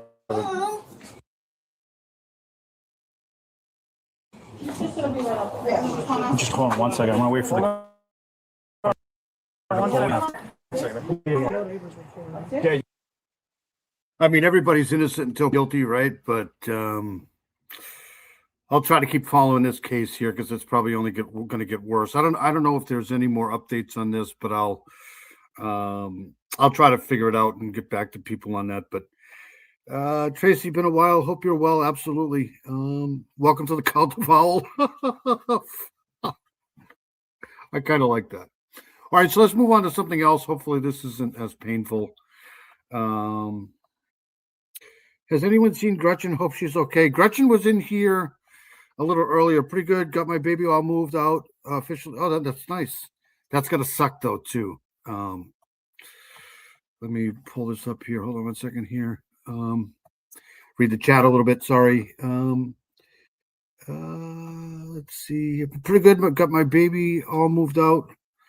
Officially empty nesters now. That sucks. I'm definitely AB owl. I work nights. That's awesome. I work nights too. I love nights. I don't think I could go back to first shift. There's no way. But it's good to see you. All right, so let's move on to this here. This is we've covered this before too, I think. Hold on a second here. A couple who says they fostered a boy found unalived. Speak Out, Gary and Miguel Lopez said that they cared for Aiden Scott. Remember this case when he was younger? Now they're living a nightmare. So this is them speaking out here. And I'll see if I can pull up information on this here.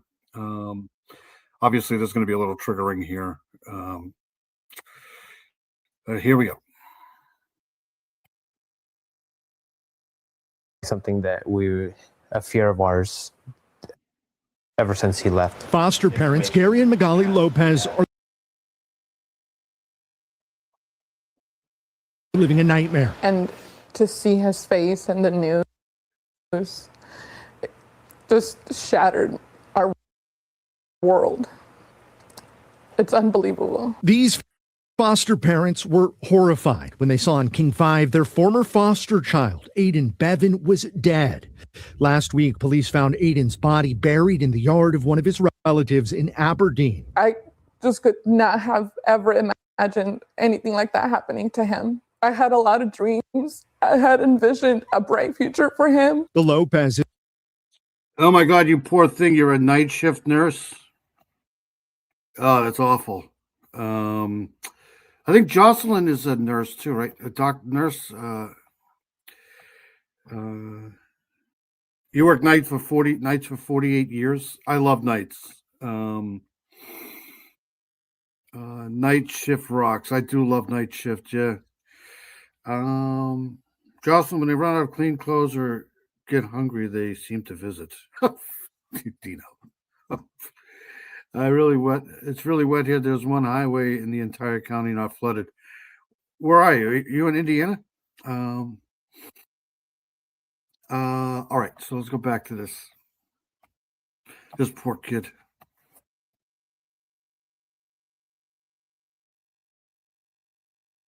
Is fostered Aiden for 2 years from age 1 to 3. He was very resilient in that, everything that he had faced, he was just full of joy. They say when Aiden had visits with his biological parents, they were often worried about his welfare. They say he'd come back to their house dirty. They were concerned he wasn't eating enough and that he was put in dangerous situations. We got a call one night to This stuff here, these stories right here, just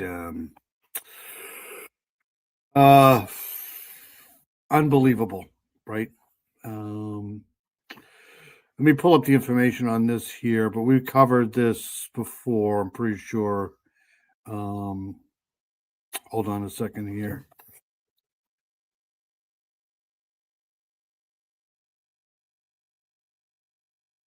Yep. Okay, so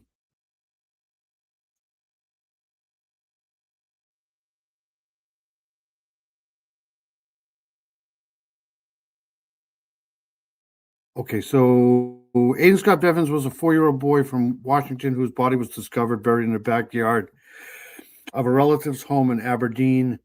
The case is currently the subject of an actual criminal investigation. I'm just kind of reading AI here, so I don't have to switch screens since my computer sucks tonight. Law enforcement discovered Aiden's body buried in a residential yard in Aberdeen after detectives began digging in an unrelated manner. Family members grew concerned after not seeing the child for some time. The Aberdeen Police Department was designed this active investigation as its top priority #1 case. We've all heard that before. Authorities confirmed that Aiden was never officially reported missing prior to the discovery. So that's where we are here with this. These are just these people had fostered him at some point.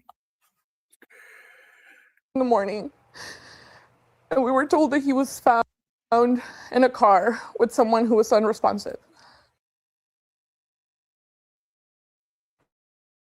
And they were looking for a replacement for him. King 5 first reported Tuesday. That's when we witnessed an Aberdeen police officer arrive at the home where investigators found the body. The officer spoke with a family member outside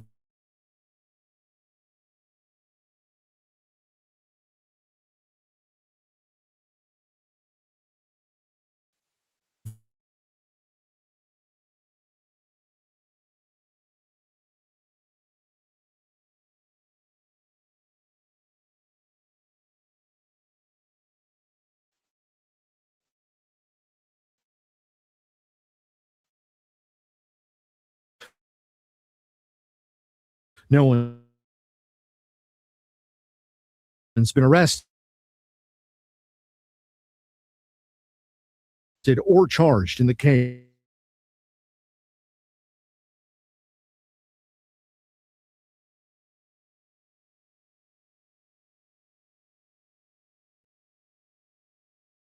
Parents say the state agency should have done more.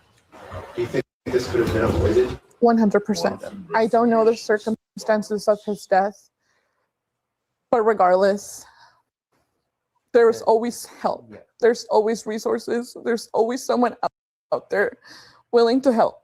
All you have to do is ask. Look at this kid. Like, what did he ever do to anybody? Just absolutely, just heart wrenching. This poor kid, like, just crazy. It's just absolutely crazy, absolutely insane. There are almost 200 kids a year with involvement in DCFS in Illinois. Yep, it sucks. It's terrible. Far too many cases like this. Good foster families and taken back to the family. It's terrible. It's what happened to Harmony Montgomery. It's just you know, it has to be fixed. This is just crazy shit.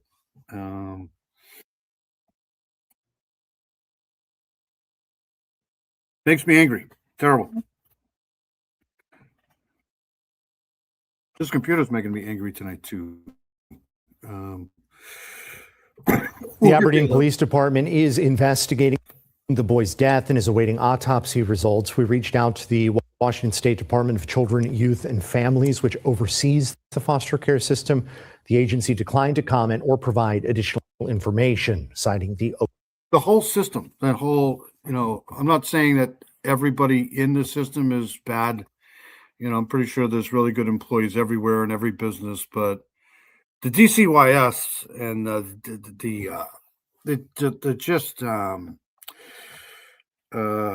it's crazy how inept they are. Sorry, I stepped away, but I see you're getting a warm welcome. Yes. I've thought about fostering a kid, but I worry about the liabilities nowadays. Yeah, you can't do anything these days. People who foster children are heroes, in my opinion. They just are, because I remember the Harmony Montgomery case. They were going to take her. They took the brother, but they wanted her too, and they should have done it. They should have given him to her, because giving him back to that idiot, Adam Montgomery, was just criminal. There should be investigations and charges into why she was sent back to him. Terrible. All right, so let's get out of this here. These cases make me angry because it's not like it couldn't have been avoided, right? All right, so let's move on. Hold on a second. I want to play this one here. Hold on a second here. Actually,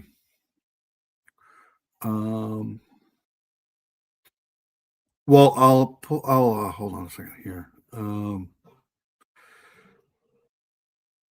me 2 seconds while I pull up the next story here, because I wanted to play the missing persons case of the week here next.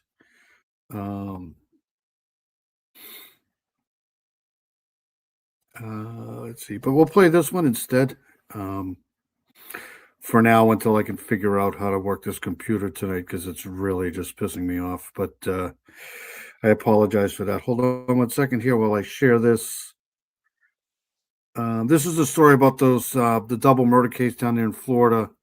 Hold on 1 second here. There's more information coming. Illinois has had over 16 directors and 12. It's crazy. It's absolutely insane. Anybody that harms a child, or anybody that's defenseless, I have absolutely no use for in life. Anybody that harms anybody, when it comes to children or people that can't defend themselves, All right. So, anyways, this is remember this case here? We covered this a few weeks ago.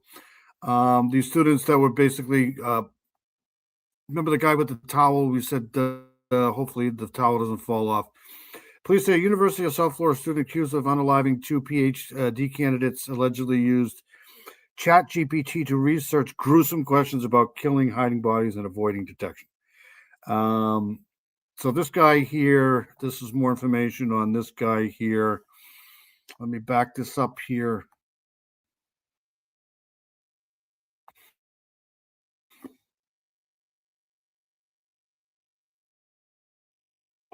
He's been a towel after they say he allegedly killed a young couple and ditched their bodies. I'll be sharing information that needs to come with a strong warning. The details of this investigation are gruesome, and the actions of the suspect are nothing short of pure evil. Now we're hearing from the alleged killer's family, the sick act he allegedly pulled on his own sister moments before he was pulled out of that house, and the suspected red flags they say they tried to tell police about before the murders, as prosecutors say they are now going for the death penalty. We're on the case, presented by Law and Crime. I'm Chris Stewart.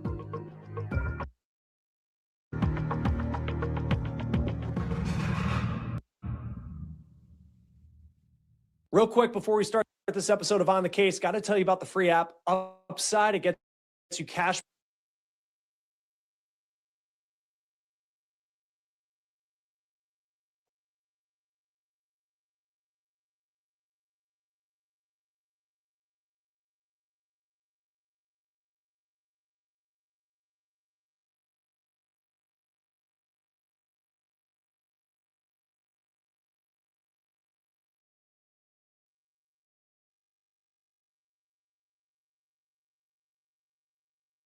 Doobie-doobie-doo. But into an AI chatbot.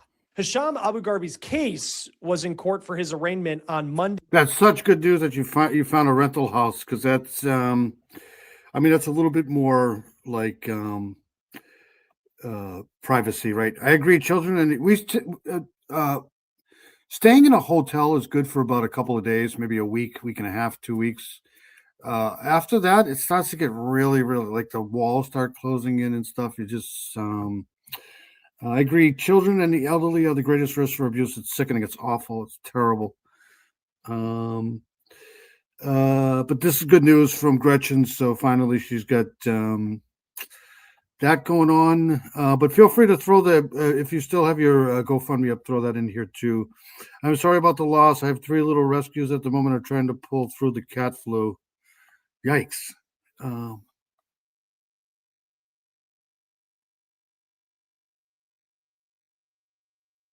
going to try to stop pausing as much because in Tampa. This is video from his initial appearance back in April after his arrest. Now we'll get into what happened in court today, what it means for this case going forward in just a moment. We're also learning about a very disturbing situation that allegedly played out before he was arrested back in April at his family's home. Now, Hisham is accused of killing his roommate,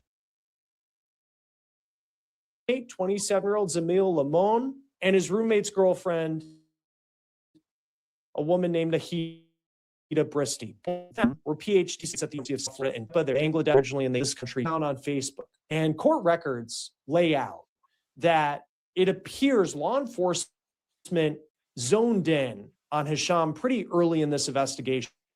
And you'll see why he was just acting sketchy from the very beginning. And you might remember when this case first broke, it was a big question whether or not we were talking about something that could be foul play, or whether it was a case where just these 2 students ran off and went missing. It certainly took an incredibly dark turn. And on top of being accused of killing these 2 students, he's also accused of trying to cover up the crime. But he was allegedly sloppy at best at doing that. When Hisham was arrested, he's pulled out of the house in a towel, and apparently police were not planning to arrest him that day, even though he was a suspect in the case of these 2 USF students. Police had to respond to his family's house because of a domestic situation. Now, this is the court filing that lays out what happened. Police say there was a family member who called police after Hisham's sister. Is always welcome here for sure. I don't even think I can read that. Does it really take that many cops though? Who knows? Probably not. It probably doesn't for sure. I'm trying to read this here. Court case. Okay. Entered a room because she needed to get some hair products. And in that room, there was Hisham. He was allegedly only in a towel and he was playing a video game. And this is where it gets very disturbing. Police go on to say that Hisham's sister, for a hug, the victim was giving him a side hug. Look at this. The defendant was attempting to kiss the victim and asking her to kiss him.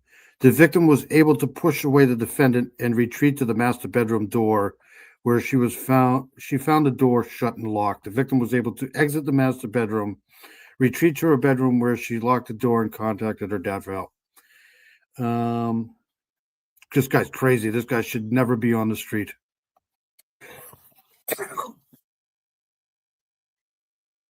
The defendant grabbed the victim and held her against her will in a front hug. The defendant was attempting to kiss the victim on her lips and asking her to kiss him. The victim was able to push away from the defendant and retreated to the master bedroom door where she found the door shut and locked. Again, we are talking about the victim being his own sister, allegedly here. Please note that the victim and the defendant have resided together in the past as a family, and the victim identified the defendant as her older. It's good to see Diana in here too. Diana's got a great channel. Always good to see Diana here. Hope she's doing well. Mustang's in here. Mustang's awesome.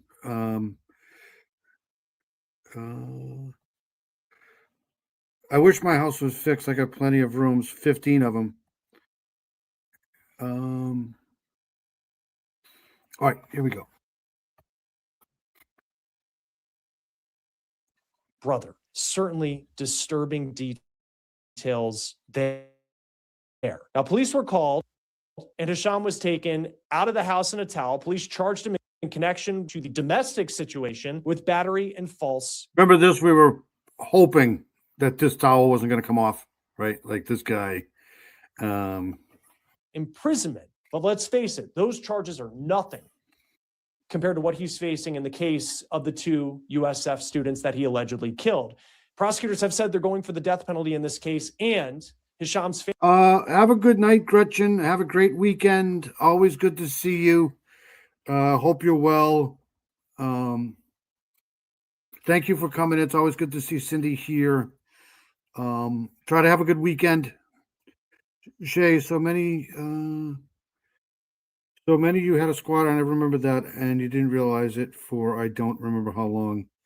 I'm going to try to play that at some point tonight. Families also speaking out more, talking reportedly about some red flags they tried to warn police about in the past. We'll talk about that here in just a moment. But I want to get in to where this story started so you can see how this case was built up by investigators. So let's go back to April 17th. And that is when the University of South Florida Police Department was notified that 27-year-old Nahida Bristi was reported missing. Now, she was known to be very responsible. She didn't miss appointments. She didn't miss big events. So friends were concerned. Then the next day, April 18th, a friend of 27-year-old Zamil Lamone contacted police because his friend wasn't answering phone calls and he never did stuff like that. Then investigators learned that the 2 of them, Bristi and Lamone, were dating. So our detectives believe that the first stop should be back at our second victim's residence. So we go to Zamil's residence and where he lives with 2 roommates. One roommate continues to be elusive. The stories are inconsistent. almost to the point where he will talk about anything, loves to talk about himself. And this continues and carries throughout the entire investigation, except when we want to talk about either one of our two victims. Then he immediately starts becoming elusive and deceptive. The other roommate, we learned very quickly that he wasn't involved, begins to become extremely cooperative. And at that point, he, at the initial stages, when this is still a missing persons case, notifies us that something's wrong. So police then search Lamone's apartment, and he shared it with two other people. There's one roommate, and then there's the other one who appeared to be acting sketchy, and that was Hisham Abu Garbi. And as they searched this apartment, they started to notice some things. The doormat by the door's missing. There's some pots and pans missing. So our detectives, as hard charging as they are, their first stop is the dumpster. They learned that the trash compactor in the complex hasn't been emptied yet in these couple days. This is where we get the first break in our case. We go out there dumpster diving. These detectives getting inside of the dumpster and empty the entire contents. And they find Zamil's glasses, his student ID, his wallet, and his clothes, which are extremely bloodied at the time.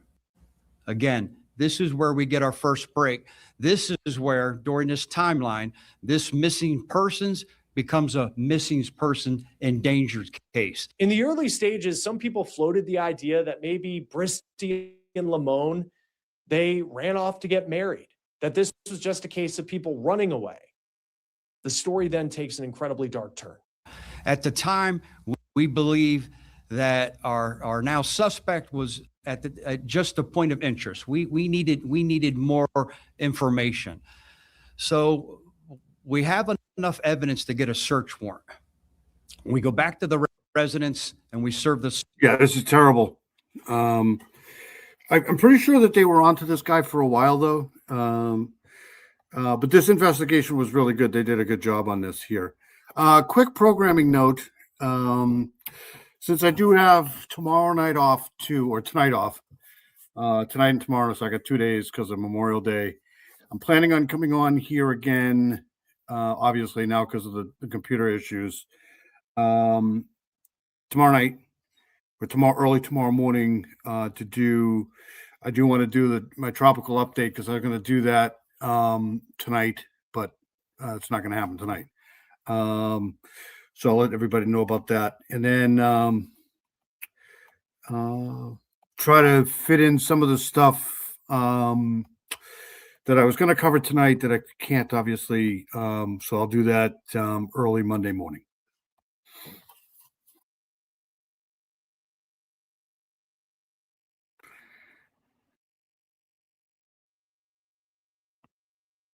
Search warrant.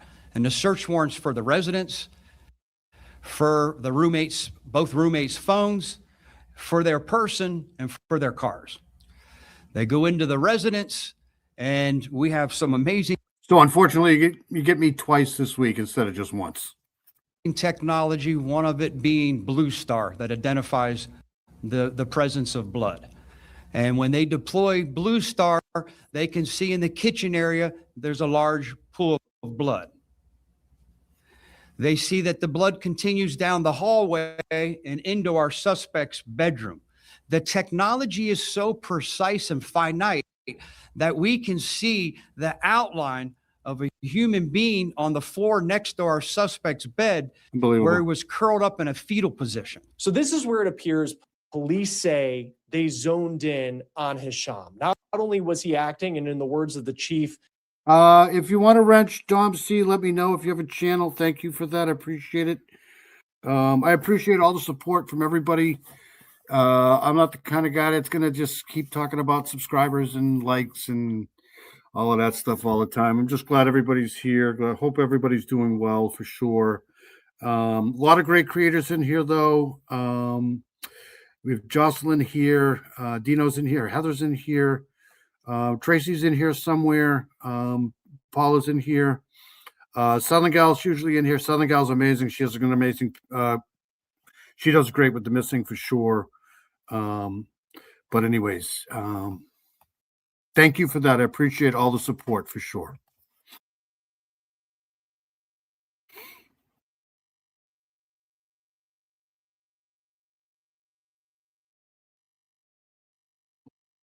Elusive and deceptive. There was reportedly a blood trail in the kitchen, and then you get what he was putting into Chat GPT allegedly. We then examine his phone.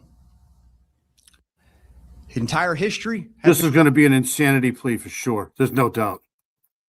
been wiped clean. No text messages, no emails, no GPS data. His search history totally cleared. So it takes us a little bit of time at that point because we have to do a forensic deep dive onto the phone. And what we found by doing a forensic deep dive is where we found a lot of disturbing searches. He searches for, can a knife penetrate a skull?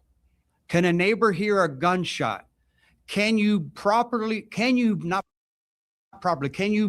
a body? And if I can do this, anybody can do this. So, you should.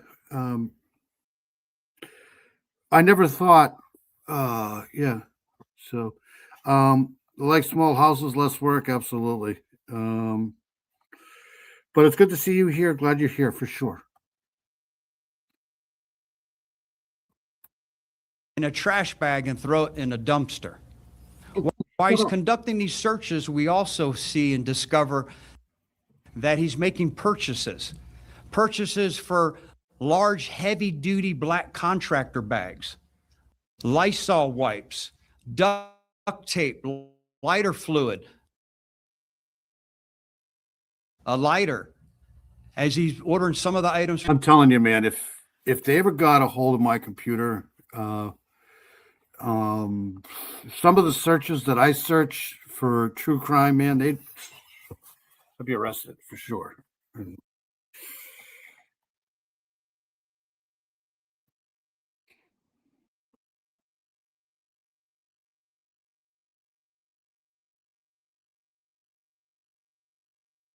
Amazon, some of them come from DoorDash. I want everyone in the room to think about this. These searches were conducted days before our two victims went missing. This was calculated. See, this is good because they have this press conference here, but they actually have the victims here so that people can actually see them. Usually these press conferences, for one, the sound is terrible, and two, they never show the victims, right, where we can see them. We'll play a little bit more of this here, then I want to move on to the missing person case of the week, and then let's see, I've already been here 2 hours already. All right, so here we go. There's Heather right there. Heather's an amazing human being. Heather's my Heather's here too. There's Heather right there.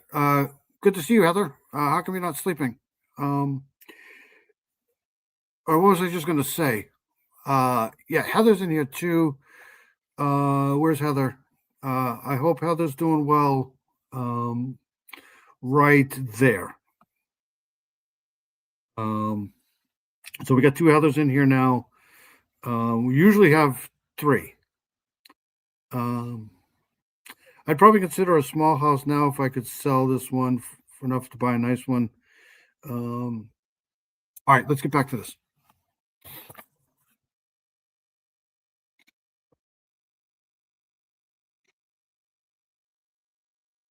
This is what makes this so premeditated. But the evidence, according to police, doesn't stop at that online activity. We then look at him. He's got a laceration to his left pinky, and on the back of his left tricep, he has a deep laceration where he So bottom line is the guy that did this is probably not the smartest person in the world. But I can guarantee you that they're probably going to try some sort of mental, some sort of insanity defense in this here because they know he's guilty. They obviously he's guilty. Should have been properly sutured. He should have went and got stitches. He was unable to explain where he got those, what we believe is defensive wounds. At that point. So Heather Weir here is my better half. She's upstairs. Good to see my better half in here. Point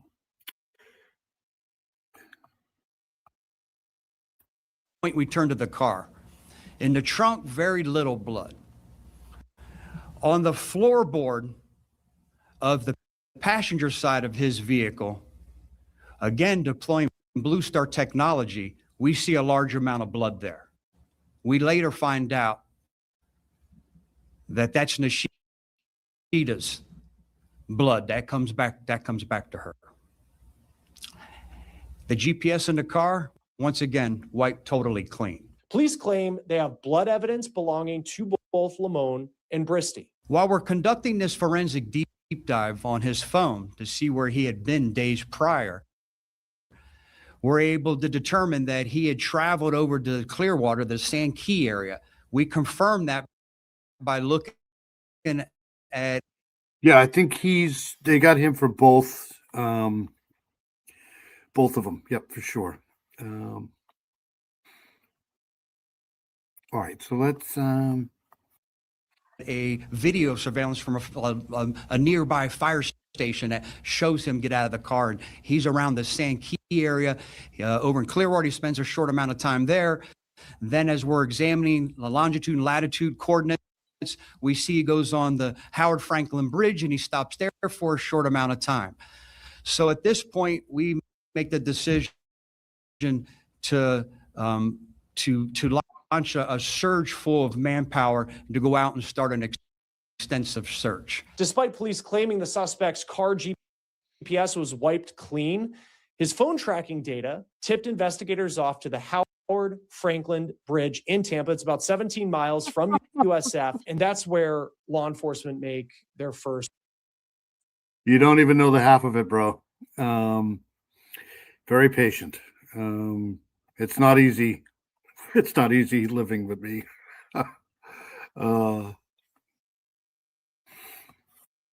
Horrifying discovery.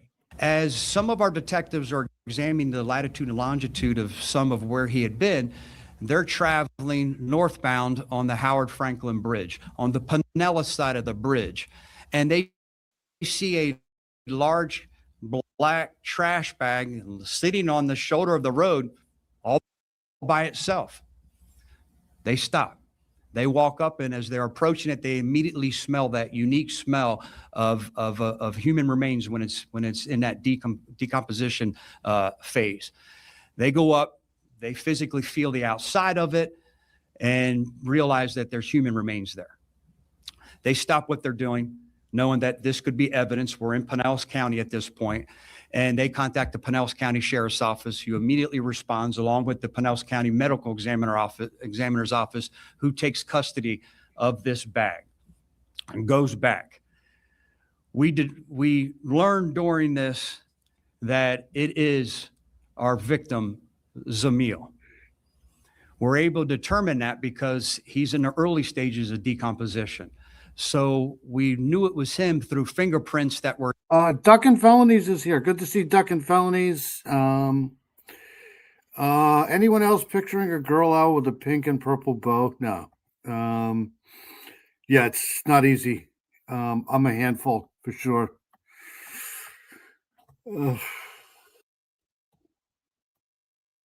Retained through the Department of Homeland Security when he had entered the country. When I talk about gruesome, he had been stabbed several times, which ultimately was the cause of his death. Triggering. He was bound in front at his hands and at his ankles. His legs up towards his buttocks area was almost completely severed, so he could be bent together and make it easier to place in a trash bag. He was left on the side of the road. As gruesome as this murder was, He was literally left on the side of the highway like a piece of trash. The body of Zamil Lamone was discovered. Where do people find the time to do this shit? Right? Like I don't have normally have very little time to do anything. These people are just out, you know. I was thinking maybe after exchanging at least 2 comments back and forth to start the interview. What kind of matching coffins? It's always good to see Duckin Felonies in here. Yes, Duckin's been awesome channel for sure. I just don't understand where people find the time to do this stuff. Discovered on April 24th. That's 6 days after that friend went to USF police concerned because he wasn't answering his phone. Now, Hisham was not in custody as of yet, but then this is where that domestic situation allegedly involving his sister happens and police have to move in. We get a phone call from our suspect's family that the night before he had battered and committed a domestic violence against them. He had been acting erratic. He got out of the shower with only a towel wrapped around him. He approaches his sister and begins to almost like a humping fashion, trying to grind on his sister. And at one point tries to kiss his sister. His sister has difficulty trying to push him away. And she is not able to freely leave that confrontation because he's able to overpower her. Crazy. Yeah, she sleeps during the day. I sleep during the day. She sleeps at night sometimes. Yeah, this guy here is there's no doubt in my mind there's going to be some sort of a sanity plea here. He batters the family at the same time. So we try to make contact with him. We know he's inside the residence. The family tells us, and we have him under constant surveillance. We know he's there. He refuses to answer the phone. He refuses to come out. We make the decision based on the violent nature that we know this individual is capable of. At the same time, we learn that a few days prior, he had purchased a firearm from a pawn shop. Now, later on, did you see that thing there? We know this individual is capable of. At the same time, we learn that a few days check that thing out right there. Oh, that's too cool. Prior, he had purchased a firearm from a pawn shop. Now, later on, we determined that he never picked up that firearm, but we didn't know that. We didn't have that information at the time. Again, very dynamic, very fluid. So we activate our SWAT team and negotiators to try to bring this to a peaceful resolution. After several hours of trying to make contact, we're at the point where we made a determination we're going to go in and physically remove him from the house. I was just hoping to God that this towel wasn't coming off here. Like, just keep the towel on. Place him under arrest. Right about that point, as you guys have seen the video and are watching the video now, he surrenders peacefully and he's placed under arrest without incident. At that time, we begin conferring with the state attorney who has been there since moment one, walking through this, and we're able to charge him with a bunch of charges that at that point later on charge him ultimately with the 2 premeditated murders. So they're gonna go premeditated. They're probably gonna try to get the DP, the death penalty, and then what else? He's probably gonna plead insanity of some sort. But my opinion, he's probably going to get to the trial, and there's going to be a plea deal, and he's going to get life in prison. That's how these always happen. All right, so let's get out of here. I just wanted to play that. I don't want to be stuck with this case all night here. I do want to get to the missing person case of the week here, so hold on one second here. Obviously, I'll keep following that case here, but innocent until proven guilty, right? Just I got him at like 80% though. All right, so let's do This is going to be the missing person case of the week here. Hopefully, we don't have any more computer issues here. This is the missing person, Daniela Lopez. I don't think I've ever done anything on this case here. This week, our missing series looks at the case of Danielle Lopez. It's been over 2 years since Lopez disappeared from Woodland Township in New Jersey. She was last seen in April walking on Lost Lane in Penn State Forest. Several people have come forward saying they saw her shortly before she vanished.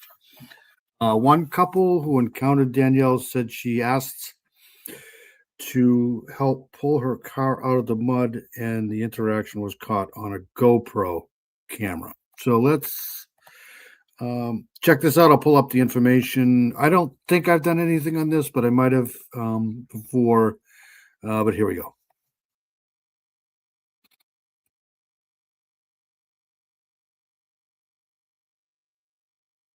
We can bring answers to the family and friends of the missing. This week's featured case, Danielle Lopez. Could a newly discovered video help answer the question of what happened to the 37-year-old? Danielle disappeared in April of 2024 while staying at a New Jersey campground with her boyfriend. Since then, several videos have surfaced providing a breadcrumb trail of her last movements. Survey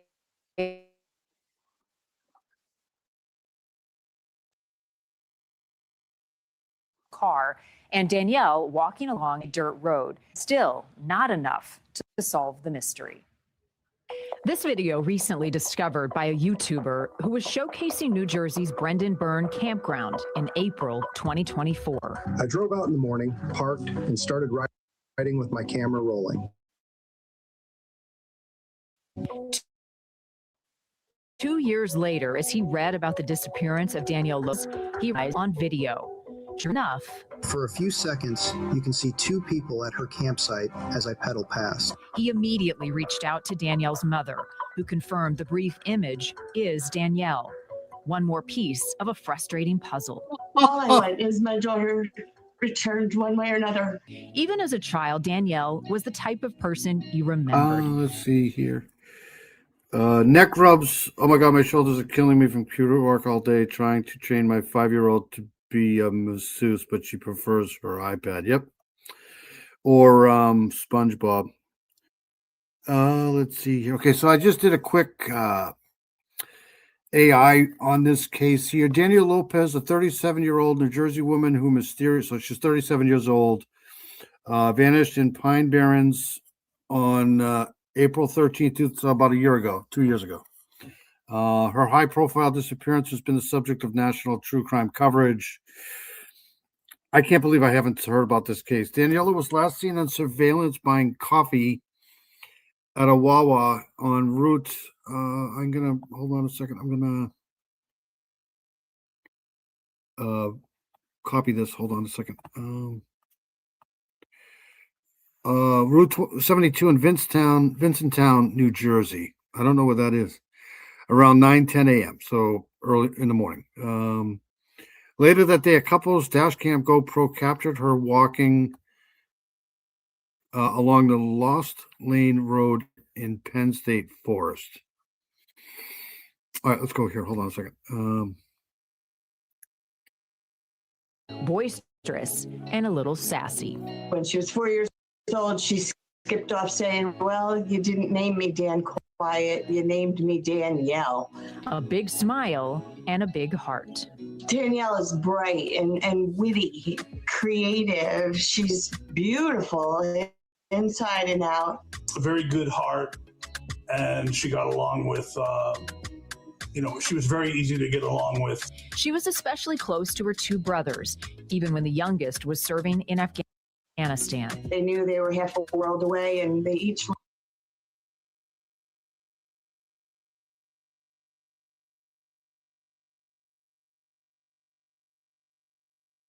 laid on the ground and made an earth sandwich, what they called it.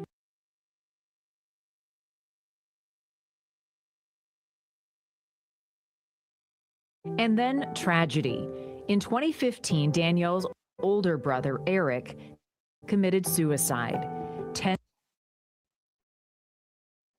months later, her younger brother, Michael, died in a car accident. I think the 2 losses in succession. Oh my God, that's crazy. Wow. Trying to find this gas station here. Hold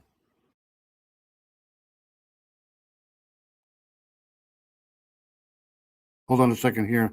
Trying to find this gas station.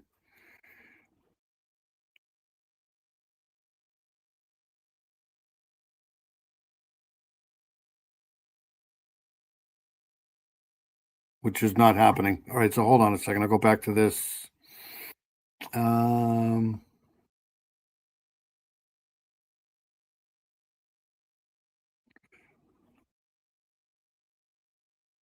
Sorry. Were just catastrophic for her. I believe she spun out of control. Struggling with addiction and homelessness, Danielle and her long-term boyfriend often stayed at the state park campground. Their last stay at this site. A tent would have been, I guess, over here. It's clearing. The YouTuber at Fire and Trails, who accidentally captured the video of Danielle camping, went back to the site, matching it up with this photo taken by a neighbor. I hate when my computer lags like this because I can't freaking do anything. And I want to find this Wawa, but it's not letting me. It's just not going to happen. It's right there, though. Anyways,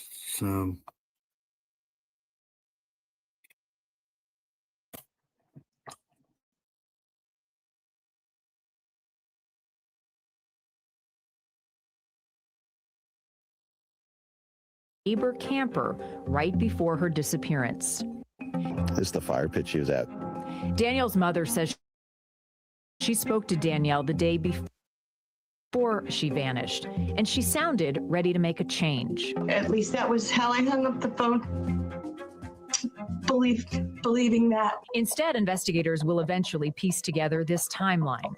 Danielle left the campsite Saturday, April 13th, taking the car. At 9:11 a.m., she was seen on surveillance leaving a Wawa convenience store in Vincentton, New Jersey, with a cup of coffee. She looked in good spirit. She was in any sort of trouble. James Ramsey is a private investigator hired by Danielle's mother. This was the last known picture of her for quite a while. It takes 2.5 weeks for the next clue to arrive. 12 miles from the campsite, near Oswego Lake, state police locate Danielle's car stuck and disabled in a deep, muddy ditch. So this area of the Pine. thank you, Shay. We have 2 dogs, 6 cats, 2 guinea pigs, and a bearded dragon. Yet we have a lot of animals. That's okay, Heather. Have you tried to clear your cache and all that lately? What's strange is my computer was working great until I got here, and then it started to lag. But I have a feeling it's like I could have probably reset the whole thing earlier in the stream, but let's see here. I'm trying to do stuff in the background too, so that's not helping. I should just leave things alone, but you know me. It's Dave the Bearded Dragon. Could be. Can we try to get a bill passed at all outdoor spaces like national parks and forests? Absolutely. You know, that would make way too much sense. So I'm going to try to get out of this here. Lost Lane Road. Did this say Lost Lane? So I'm just going to keep. Later that day, a couple's dash cam GoPro captured her walking alone on Lost Lane Road in Penn State Forest. So let's hold on a second here. I'm going to attempt to do this. Let's see here.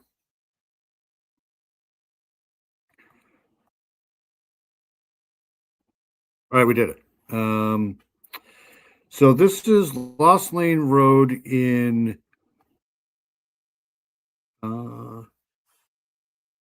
see here. So yeah, this is literally in the middle of the nowhere here. And I'm not going to be able to get down there to street level because my computer is really slow. So, but this is it here.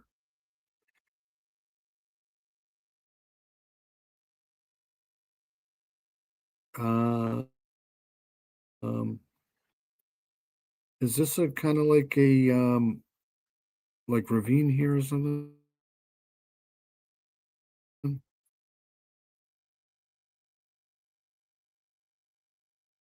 Down the street level here. Oh well.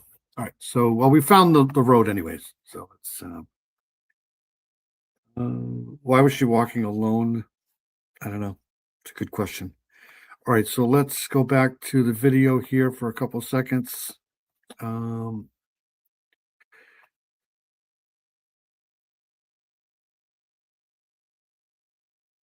that's the car there.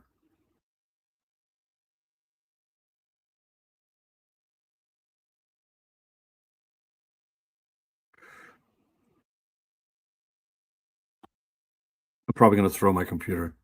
Dirt road, and it goes on like a maze. Again, Fire and Trails giving his viewers. So this is what the hell is she doing out here? A sense of the area. Oh my God.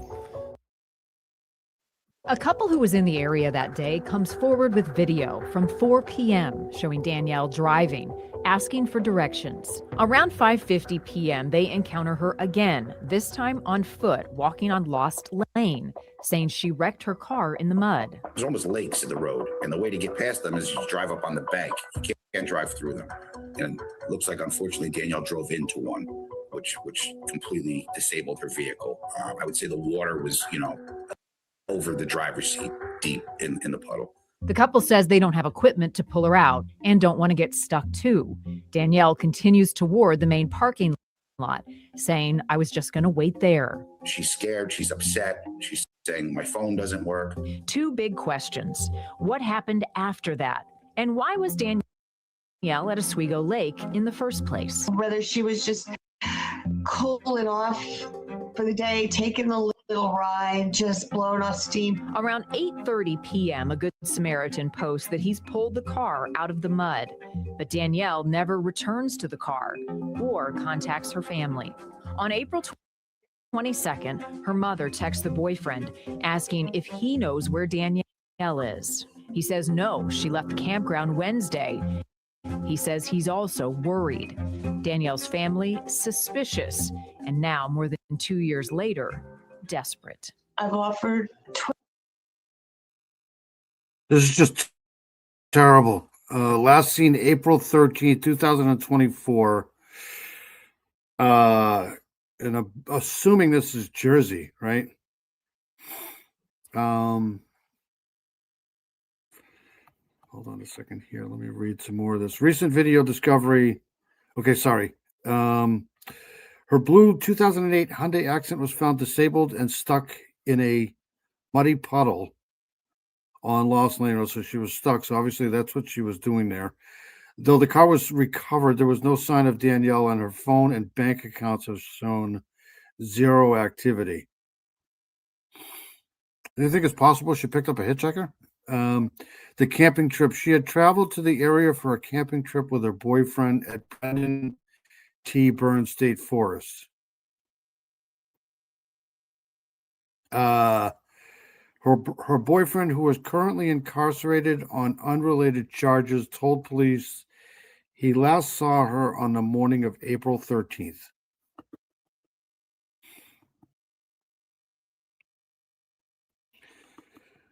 Oh, and that's when she disappeared. All right.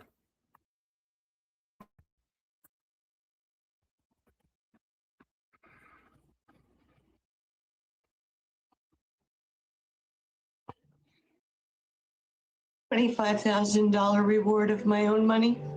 Any answers, any leads, any tips?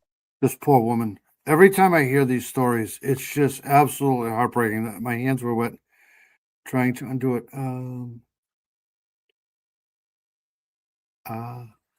But did you know pigs fly? There are pigs that can fly, I think. Let's see here. Red flaggy, yes, for sure.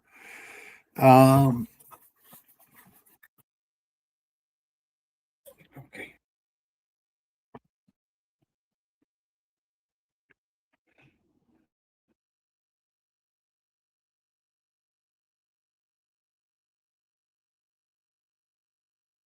Two seconds.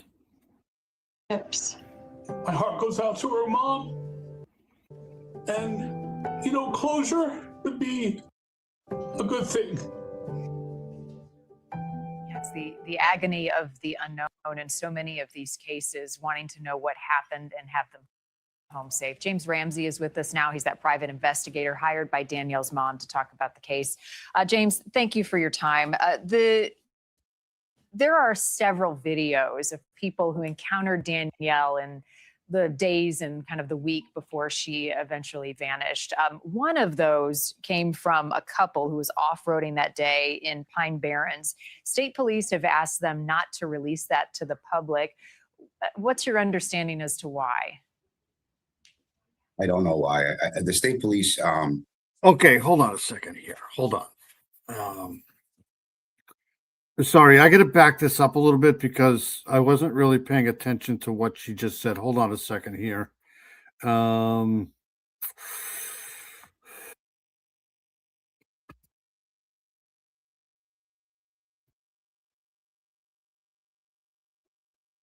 safe. James Ramsey is with us now. He's that private investigator hired by Danielle's mom to talk about the case.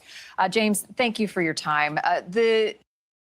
There are several videos of people who encountered Danielle in the days and kind of the week before she eventually vanished. One of those came from a couple who was off-roading that day in Pine Barrens. State police have asked them not to release that to the public. What's your understanding as to why? I don't know why. The state police have their own active investigation that they have to control, and that they would not explain to me why they would want that, and I couldn't imagine a reason now. I hope you get some sleep, darling. Curtis, you know the new job. It's always good to see my Heather here for sure. You can tell that she's really not sleeping if she's coming on here. Always good to see you though here for sure in here. Get some sleep. Let's see here. I was just going to say something. There's Critter Mama right there. Thank goodness Dino's phone had battery tonight. If you weren't here, I don't know what I would have done. Absolutely. I still want to hear more about this concert that they went to last night, just today.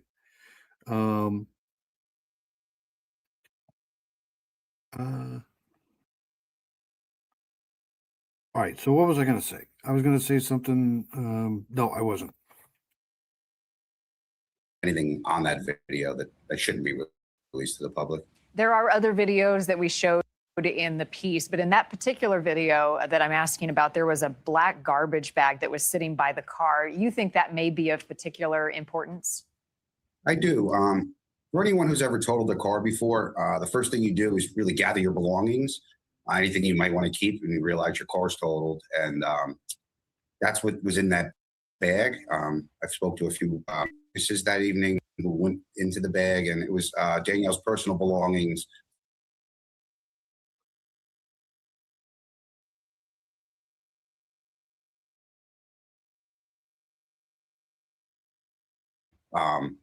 And keepsakes, special videos, things like that. And that bag was recovered. Where are the items and contents of that bag now? I don't know the answer to that. The importance of that bag is in the first video, the bag is present. when they first, the GoPro driver drives past her car now flooded in the water. You could see that black bag in the video. And I spoke to the person who eventually pulled her car out much later that night. I think it was like 8:30. And that bag was still present, and they actually looked in the bag. They left it with the car, I believe. How about the car itself? I mean, investigatively, was it swept for prints or anything unusual or signs of foul play? The real problem is the car was there for weeks after that day it was flooded. That area is so remote. It was 2 weeks after Danielle was actually 10 days after Danielle was actually reported missing, I think, or don't quote me on that, maybe 7 days. State police recovered the car. For all that time, half a month, the windows were down, and it's in the middle of the woods. Yeah. Talk about this area a little bit, James. What types of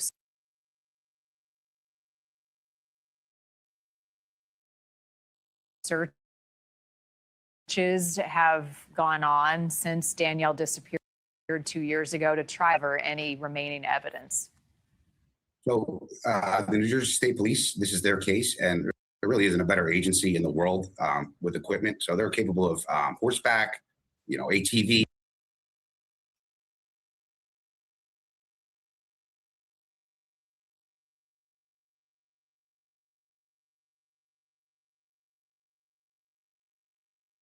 Crazy. This computer's crazy tonight. I apologize. These special patrols that are trained to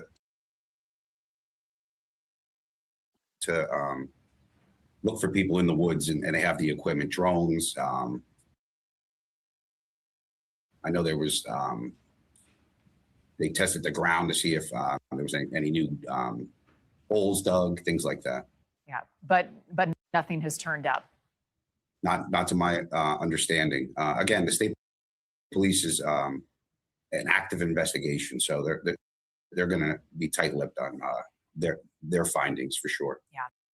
Okay, so from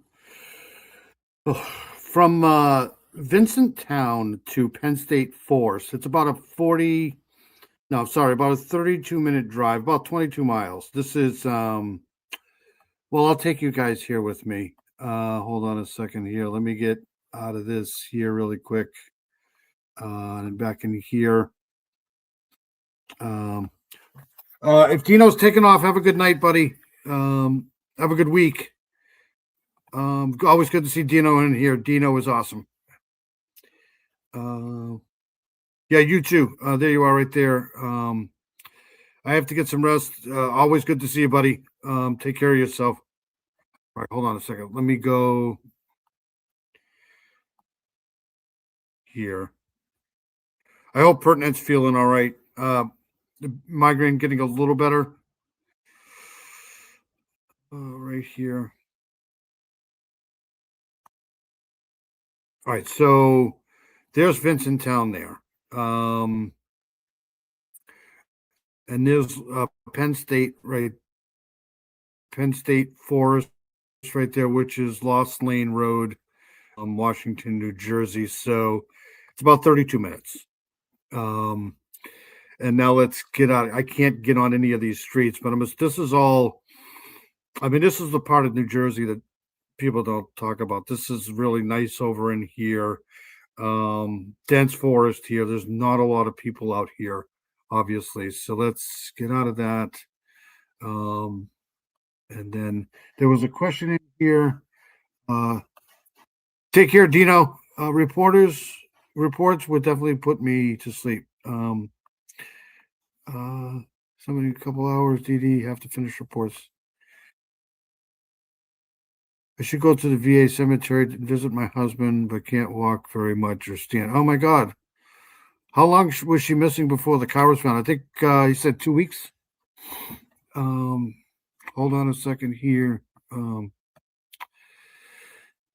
going to take you guys with me here to this right up here. I think. Yes. Okay. So this is this is where we left off here. So the car was not recovered. There was no sign of Danielle, and her phone and bank accounts have shown zero activity. So the phone and the bank accounts have not had any, so nobody's used them. She had traveled to the area for a camping trip with her boyfriend at Brendan Burns State Forest. Her boyfriend, who is currently incarcerated on unrelated, I wonder what those charges are, told police he last saw her. So according to him, he last saw her on the 13th, the morning of the 13th. And later that day, a couple's dash cam GoPro captured her walking. So somebody captured her walking on Lost Lane Road, Penn State Forest, so where we just were. So it couldn't have been him because he was, well, I mean, it could have. But if he sees her in the morning and then she's seen, I'm assuming that they have her in the Wawa gas station at 9:10 on camera or something. And then later that day, they got her, or it seems to be her, on the dash cam pro at later that afternoon on Lost Lane Road. So she must have got car trouble or something like that. A YouTuber revisiting campsite footage from April 2024 realized they had accidentally filmed Danielle and another individual at her campsite shortly before she disappeared. So this is important here. And then we have description. She is 5'4" tall, weighs approximately 135 pounds. She has brown hair and green eyes. She often wears glasses, though she was not wearing them in the Wawa. That's interesting too here. I wonder if she has contacts. You think she's got contacts?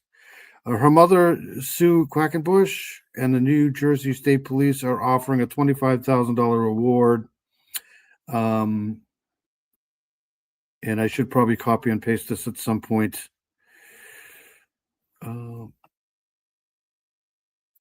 This is kind of interesting here, though. A YouTuber reviewing campsite footage from April 2024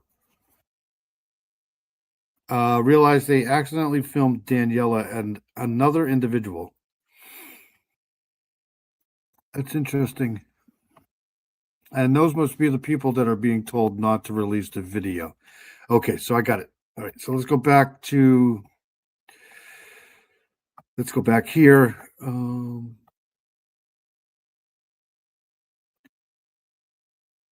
I believe I haven't blocked anyways. Who do you have blocked?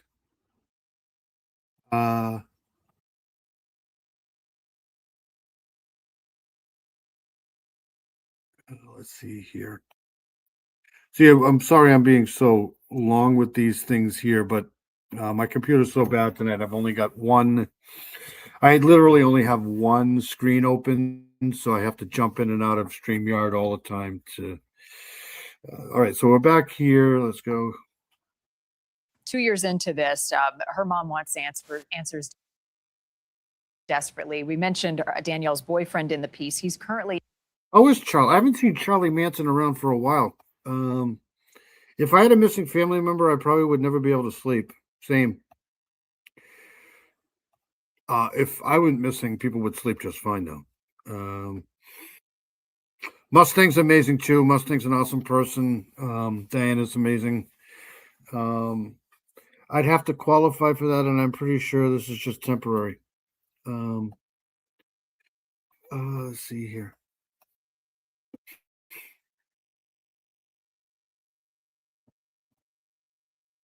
Incarcerated on unrelated charges. Can you shed any light on that? Sure. So the day that. What a pretty kid, though. I mean, she's definitely. Do you know where? Okay, so this is.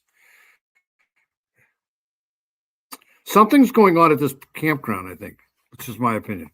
Sue finally reported, it wasn't finally, but the day that Sue reported her missing, the boyfriend arrived at the state police barracks where Sue was right after, and arrived on a motorcycle that they were able to see on their video. video him stashing the motorcycle in the woods up the street and coming up on foot. Upon what? To see on their video him stashing the motorcycle in the woods up the street and coming up on foot. Upon investigation, they found that motorcycle had an altered VIN number, and he was eventually charged with that. Got it. There was a history of domestic violence with the boyfriend. What more have you learned about that? So I spoke to a lot of witnesses, firsthand witnesses, who witnessed the boyfriend punch Danielle, and provided, factual based that they would testify later on if needed. Multiple people had witnessed egregious domestic violence incidents and have come forward and put on record to so. Yet he has not been named a suspect in her disappearance, correct? There is no suspects. According to the state police, they have not released any persons of interest, no. These campsites, it's interesting. There are a lot of people that come and go. Many people are capturing photos on their cameras or GoPros, as we have shared. Danielle's mother says, James, that she had mentioned there was another person that was camping nearby that was bothersome to her. What more do you know about that? So the last phone call. I'm trying to figure out if she went camping alone. Does that make any sense? Why would somebody go camping alone? The guy does have a mohawk, yes, for sure.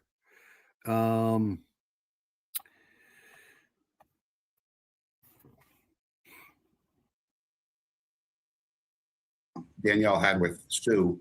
Danielle had mentioned a neighbor who was saying, "God is good, God is good," and you could hear him in the background yelling. She had said to her mother that neighbor had made her uncomfortable and was bothersome toward her. It's important to point out that the campground was completely empty. There were only 3 campsites taken up. One was very far away from them, and then her and the neighbor were right next to each other, next to the bathroom there. Okay, and have you spoken to that person? I have. He is on 2 separate occasions, a year apart now, given recorded statements to his what he saw while they were camping, and specifically that he had saw the boyfriend alone the afternoon of Danielle going missing. He had said that he had asked the boyfriend, where is Danielle? And the boyfriend said, "I don't know, she left." A fly just landed there. So ultimately that Saturday, her missing until that text message from Sue was the first time he had said anything. So I find that was pretty suspicious. All right, what is the plea now? I mean, Sue is offering $25,000 of her own money to lead to Danielle and lead to answers. How about others in that area who may have been there, may have captured something for them to come forward? As a PI, where do you take the case from here? So anyone that has any information, and I can't believe every time we put one of these posts out, another video comes forward. But it really changes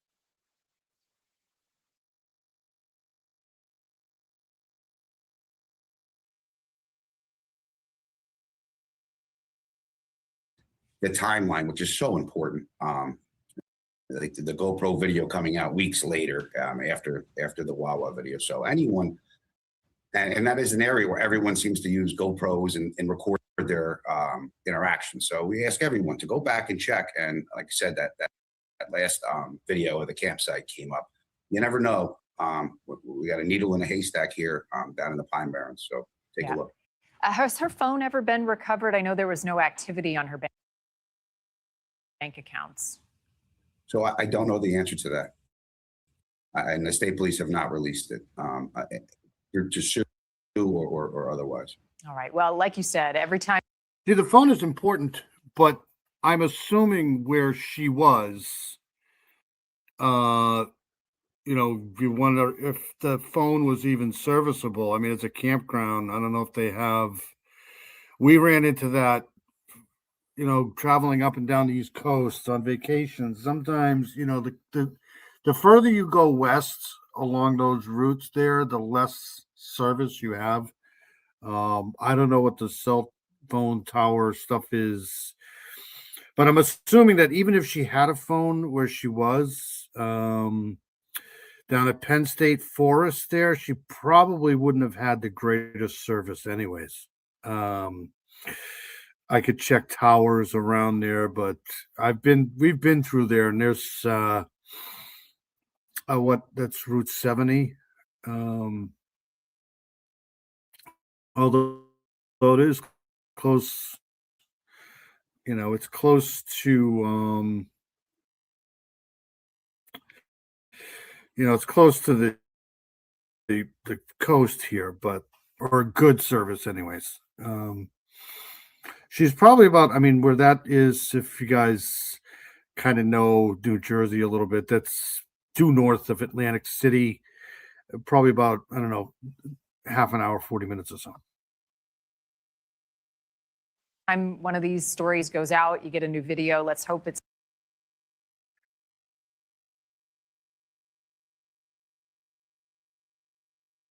the clue that brings Danielle home, or at least some answers to her mom. James Ramsey, thank you for your time again. New Jersey Police, State Police, contact them if you have any information about Danielle Lopez or her disappearance, or as always, call 911. Again, there is a $25,000 reward being offered by Danielle's mom for answers. The National Center for Missing and Exploited Children has released its first image of what Mason Robertson may look like today. Mason will be 18 years old. He vanished in May of 2024 from his home in Anchorage, Alaska. We have covered Mason's story before and talked with his family. With this new image, we wanted to take another look back at his case in the hopes it brings him home.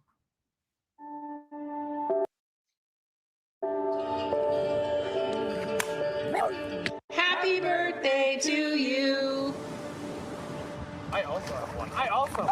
Oh, no way. From fishing trips around the family home in Anchorage to annual Hawaiian vacations, images of a happy family with son Mason.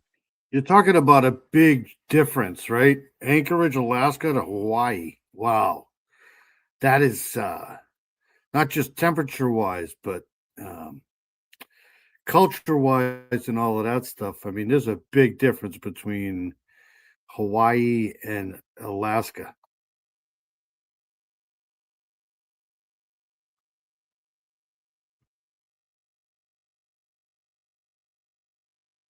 Mason Robertson.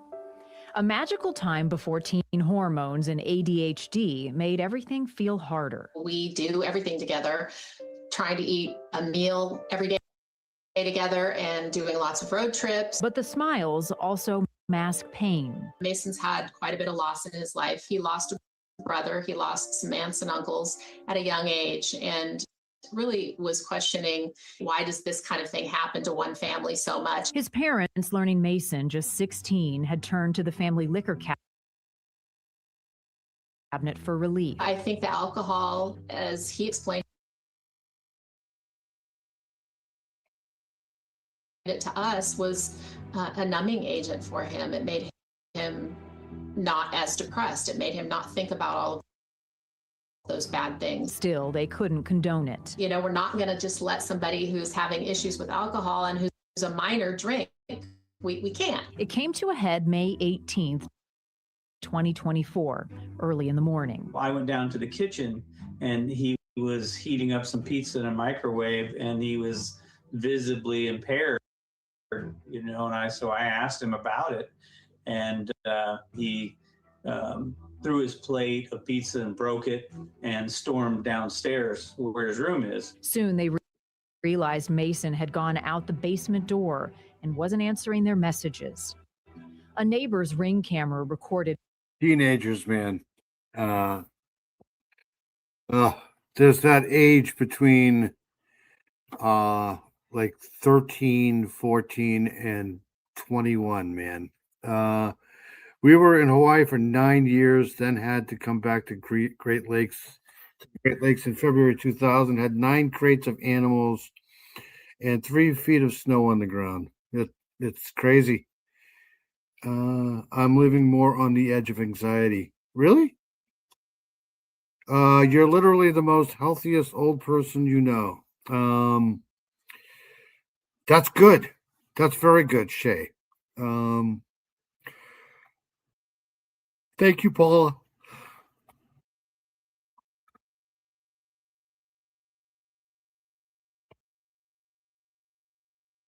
Mason staggering down the street, where he sent a final text to his family. All right, hold on a second. Let's back this up just a tad here.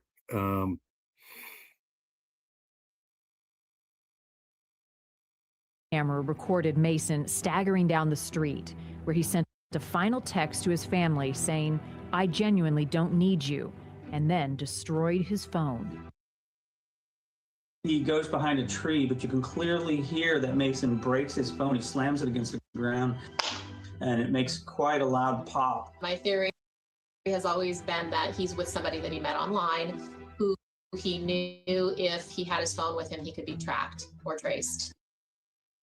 And that's not what he wanted. The Robertsons still expected Mason would return home any minute. I seriously. Where is Heather?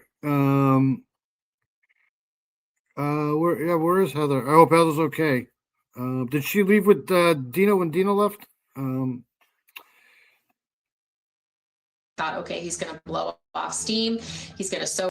Paula's amazing. Paula's she does all the little things here in the chat. All right, let's up, and he's going to come home. Mason's a kid who didn't spend a lot of time away from home. He didn't spend the night at friends' houses. Never in a million years did I think he would not come back. Searches of the surrounding areas yielded no clues. Then, 6 months later, a shock. So on Mason's 17th birthday, which was November 1st, I received a text about 7 o'clock in the morning. And it basically said, "Long time no see. I hope you are all right." And our family uses that saying, "Long time no see," a lot. We joke. Mason comes up from the basement. "Hey, man, long time no see." But when she texted back to the unknown number, no answer. Then just weeks ago, around Mother's Day, another text from a different number asking, "How was your day? Did you have some fun?" Were they from Mason or just elaborate wrong number text scams? Usually when you have a person who either wants money or is just a troll, there's communication back and forth, and it ended there. The Robertsons hold out hope. Without having a phone, without having a wallet, without having an ID, without having any money, there has to be a person who he was planning on getting some assistance from. If Mason is out there, they have a message. We want Mason to know how much we love him unconditionally, and that we recognize that he might not want to be home, but we just want to talk to him. We want to make sure he's safe. I left home at 17 myself. I went back a couple of times. I didn't leave like this, but just to communicate would be enough at this moment. Yeah, it's tough. It's tough to Again, Mason was 16 when he left. like if I had to bet on this case here, could be. I think he just took off, to be honest with you. Probably like 70%. But I'll keep an eye on that one too. Sex traffic, maybe. Oh, you're welcome. Paula's amazing. All right, so I'm gonna play one more thing. It's I've been here. You poor people who are sitting here listening to this horrible stream tonight. You guys have been great. It's just crazy internet. But I'm going to play another story here, and then we'll get out of here. But like I said, program note, I've gotten those weird, "Hey, what's new?" or "Let's talk" messages. Really? You wonder if it's I would almost be certain that the police probably have, if they're looking for him, have a way to communicate with that phone to know that it's that phone that he's using. It's the same one. Because somebody might have found his phone too. You never know. All right, so this is a really cool story here. I found this one, and since we are the Owl on the Prowl channel here, I figured I'd play it. So hold on 1 second. Let me share this here. But like I said, programming note tomorrow or early, I think it'll be Monday morning at this point. I'll be coming on again live, probably same time, 1 o'clock, but I'll throw out a notification for it. Kind of like a Memorial Day kind of special type thing. But we'll be doing the tropical update for the 2026 hurricane season, because we'll be following that again this year. And then I want to play a couple of tributes to Memorial Day. So is it a full moon tonight? The cats are absolutely crazy tonight. Get out of here. So this is a pretty cool story here. I found this interesting here. All right, so here we go.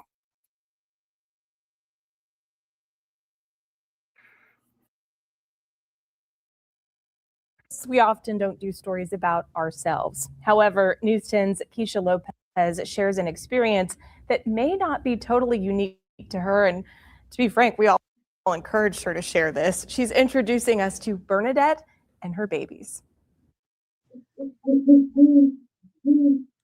As a morning anchor who is at work well before the crack of dawn, sleep is important. So when I was awakened early by loud noises, I had questions.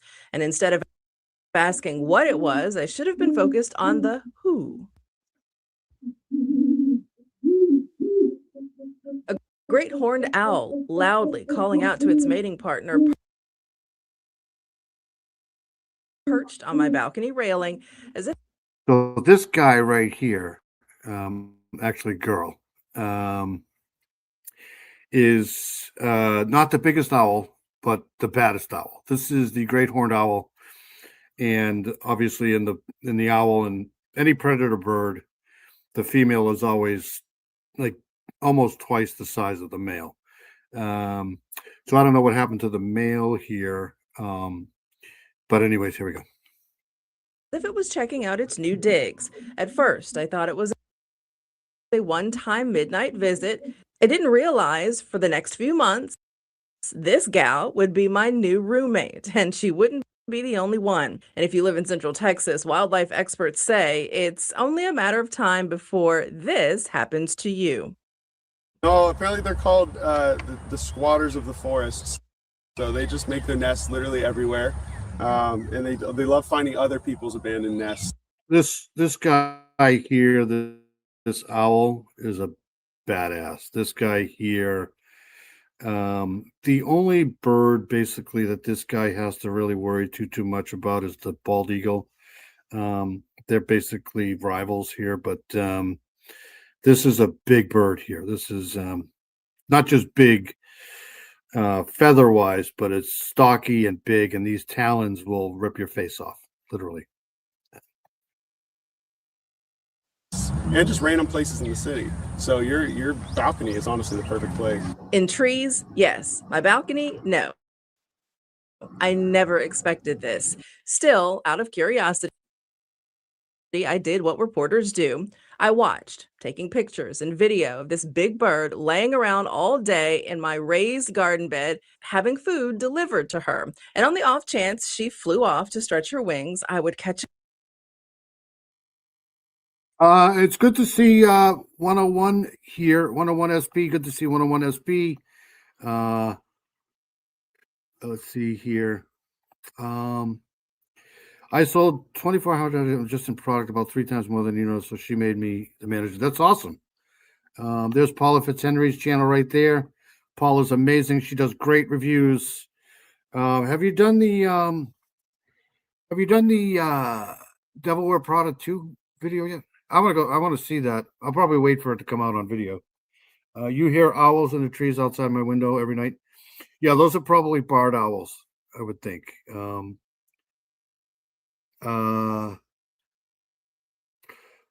What Napoleon Dynamite is going on with him? I have no idea.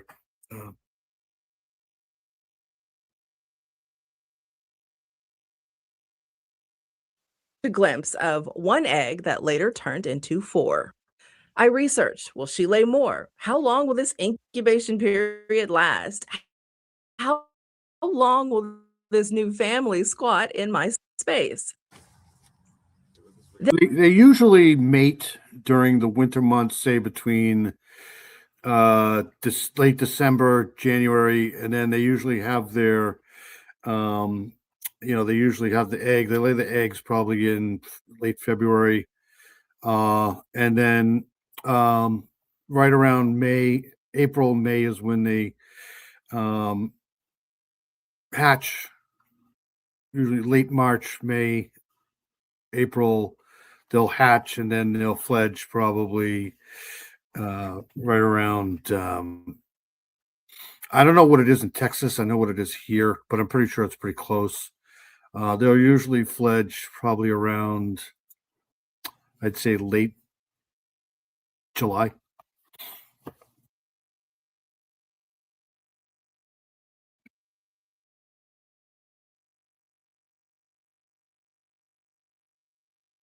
Then I reached out to an expert, Ben Christie, founder of Waco Wildlife Rescue, who says his organization gets about 20 to 30 of these birds of prey a year.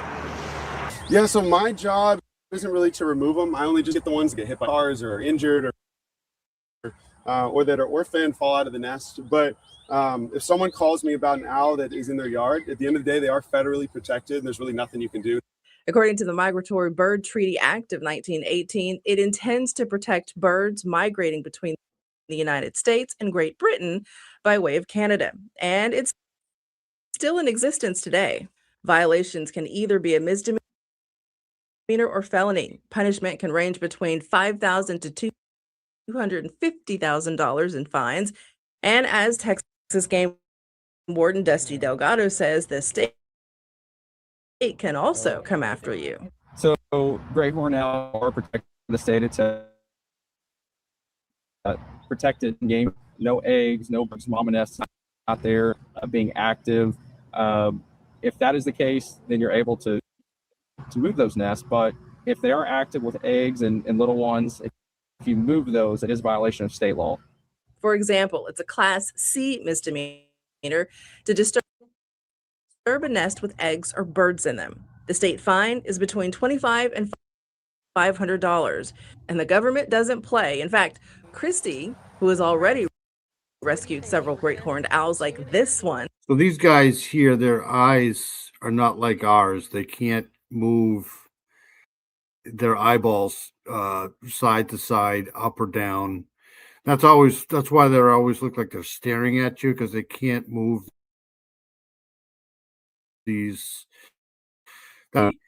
what they're actually looking at. Their eyeballs are basically fixed here. So where they're looking is where they can see. And these guys here, the great horned owls, these guys are notorious for catching skunk.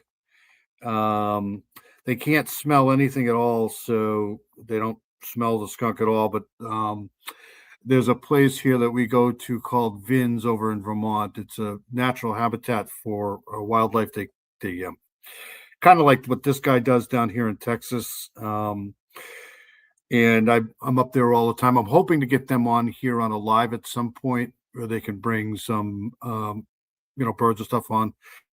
But they tell me all the time they know when there's a skunk, when there's an owl around, because you can smell the skunk from them. So here we go. And says he has to have special permits to remove and rehab them at his facility. So we brought her in, we gave her sub-Q fluids, and then we just went ahead and force fed her, made sure she was actually like full and healthy.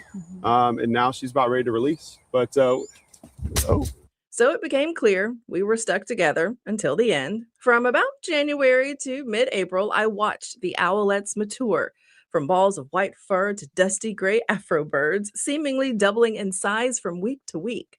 After being alone all day, I've watched mom bring back breakfast, lunch, and dinner, feeding them bite sized amounts of rats, snakes, rabbits, and even other birds. And eventually they would snatch the food from her mouth and hog it. My, how time flies. Still, another question remains. Why my balcony? I live in the city in an apartment complex.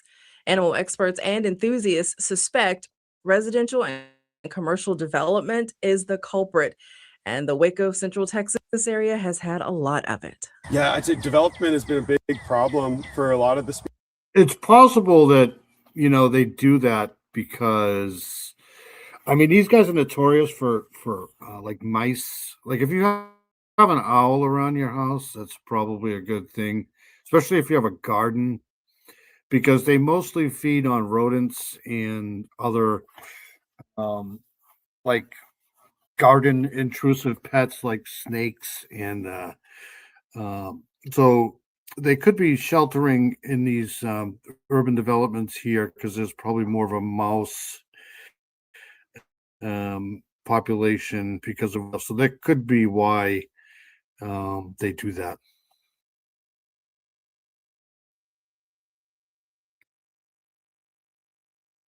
species, but I think that these guys might even be benefiting from it because a lot of these apartment complexes, like you just showed, are providing housing for them. And not only that, whenever people have large fields of grass, and all these apartment complexes have to water their lawns, and there's tons of rabbits that just show up. They just spawn in. And then that is probably why this little guy is living on your porch, is because she's probably looking for rabbits to feed her babies.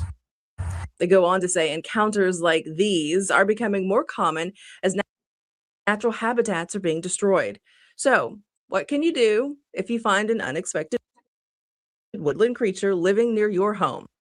It's good to see you for sure, 101 SB.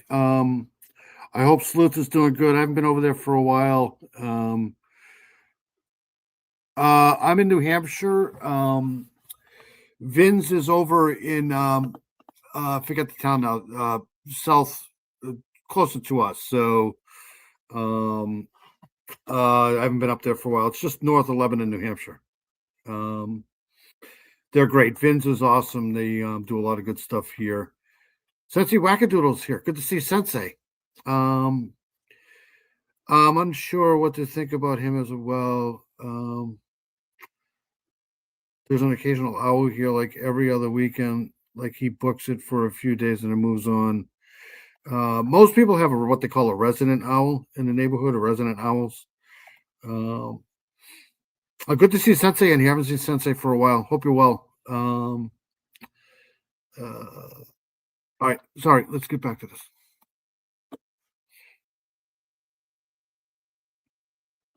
Word to the wise for pet parents of small animals. But also, if you see a huge owl like this, just bring your dog in. If you have a little wiener dog, he should not be running around outside, because these things are everywhere in Texas, and they will get your baby wiener dog.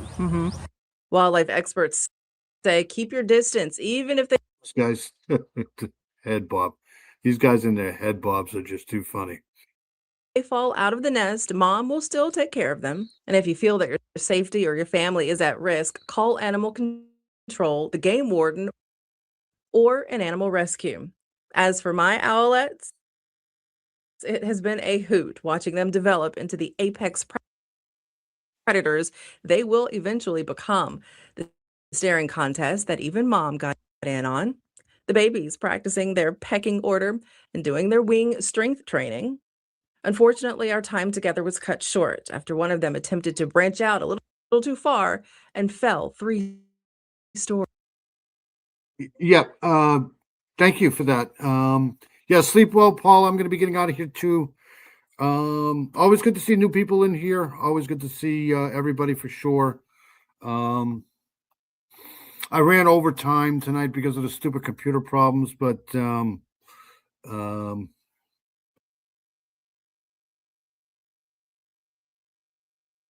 yeah, I know it's me.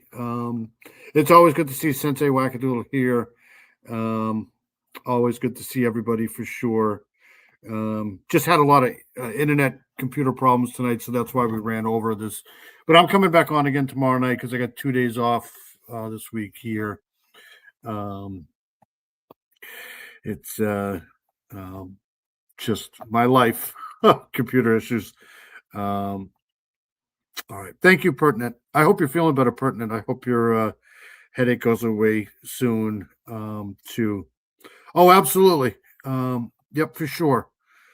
Actually, let me do that now. Hold on one second here. I'll do it now because I'm having issues. So I don't want to play that and play this at the same time.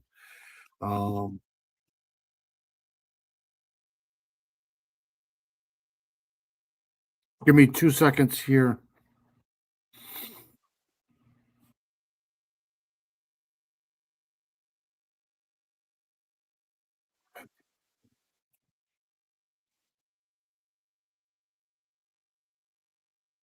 All right.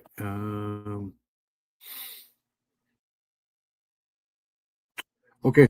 So let's see here. 101 right there.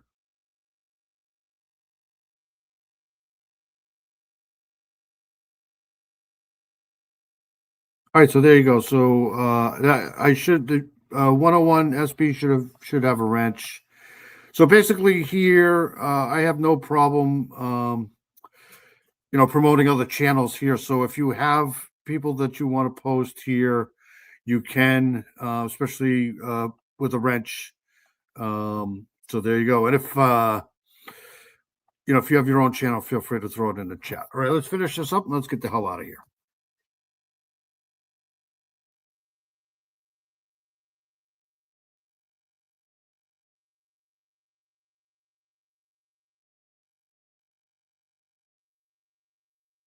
I think.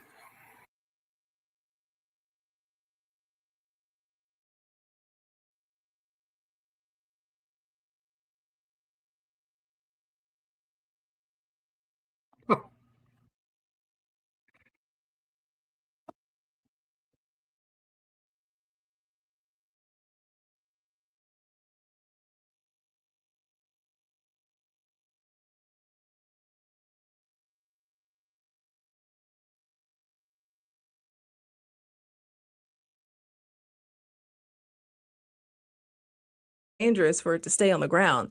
While attempting to reunite it with its siblings, Christy and I learned another would end up in the same predicament. So he took all three to his rehab facility. 3 months, 3 owlets, and 1 lesson. I didn't expect to learn. Okay, so that's the end of that there. Once again, I apologize for all of the computer issues tonight. Just I probably could have rebooted my computer earlier in the chat, but you never know what that's going to do. So I just figured I'd go with it. But I apologize for that. Hopefully, it'll be better tomorrow night. Let's see here. 101, the only person you need to bolo for so I'm assuming that we're all mad at Charles Manson now.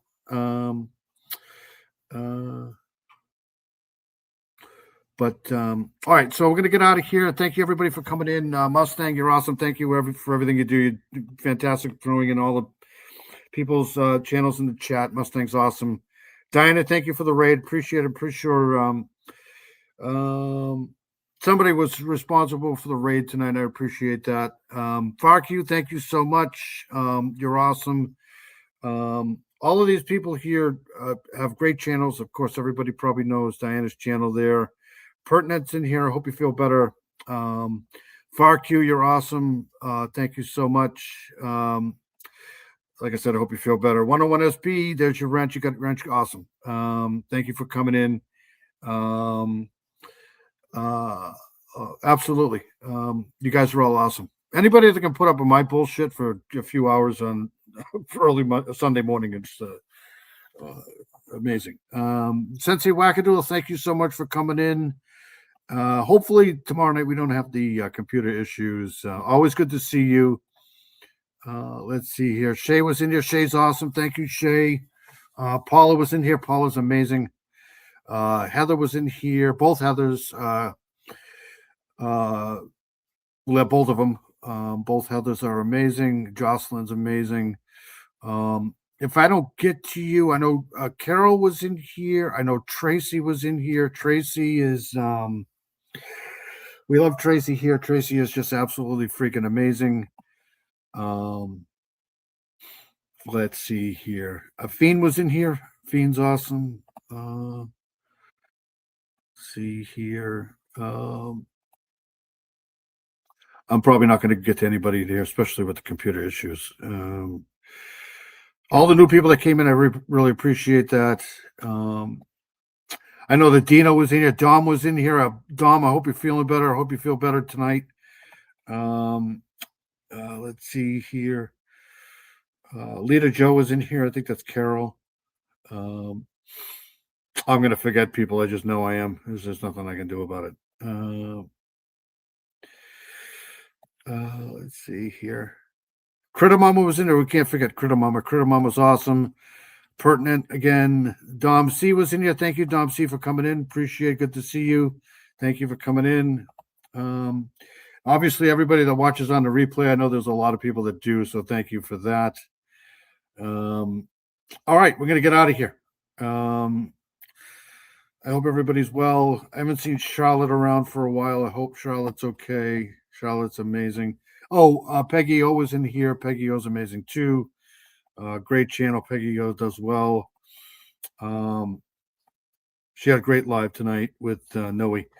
All right, so I'm going to get out of here. I'm going to play my outro and get the hell out of here. I hope everybody has a good week. Let's see here. Oh, you're welcome.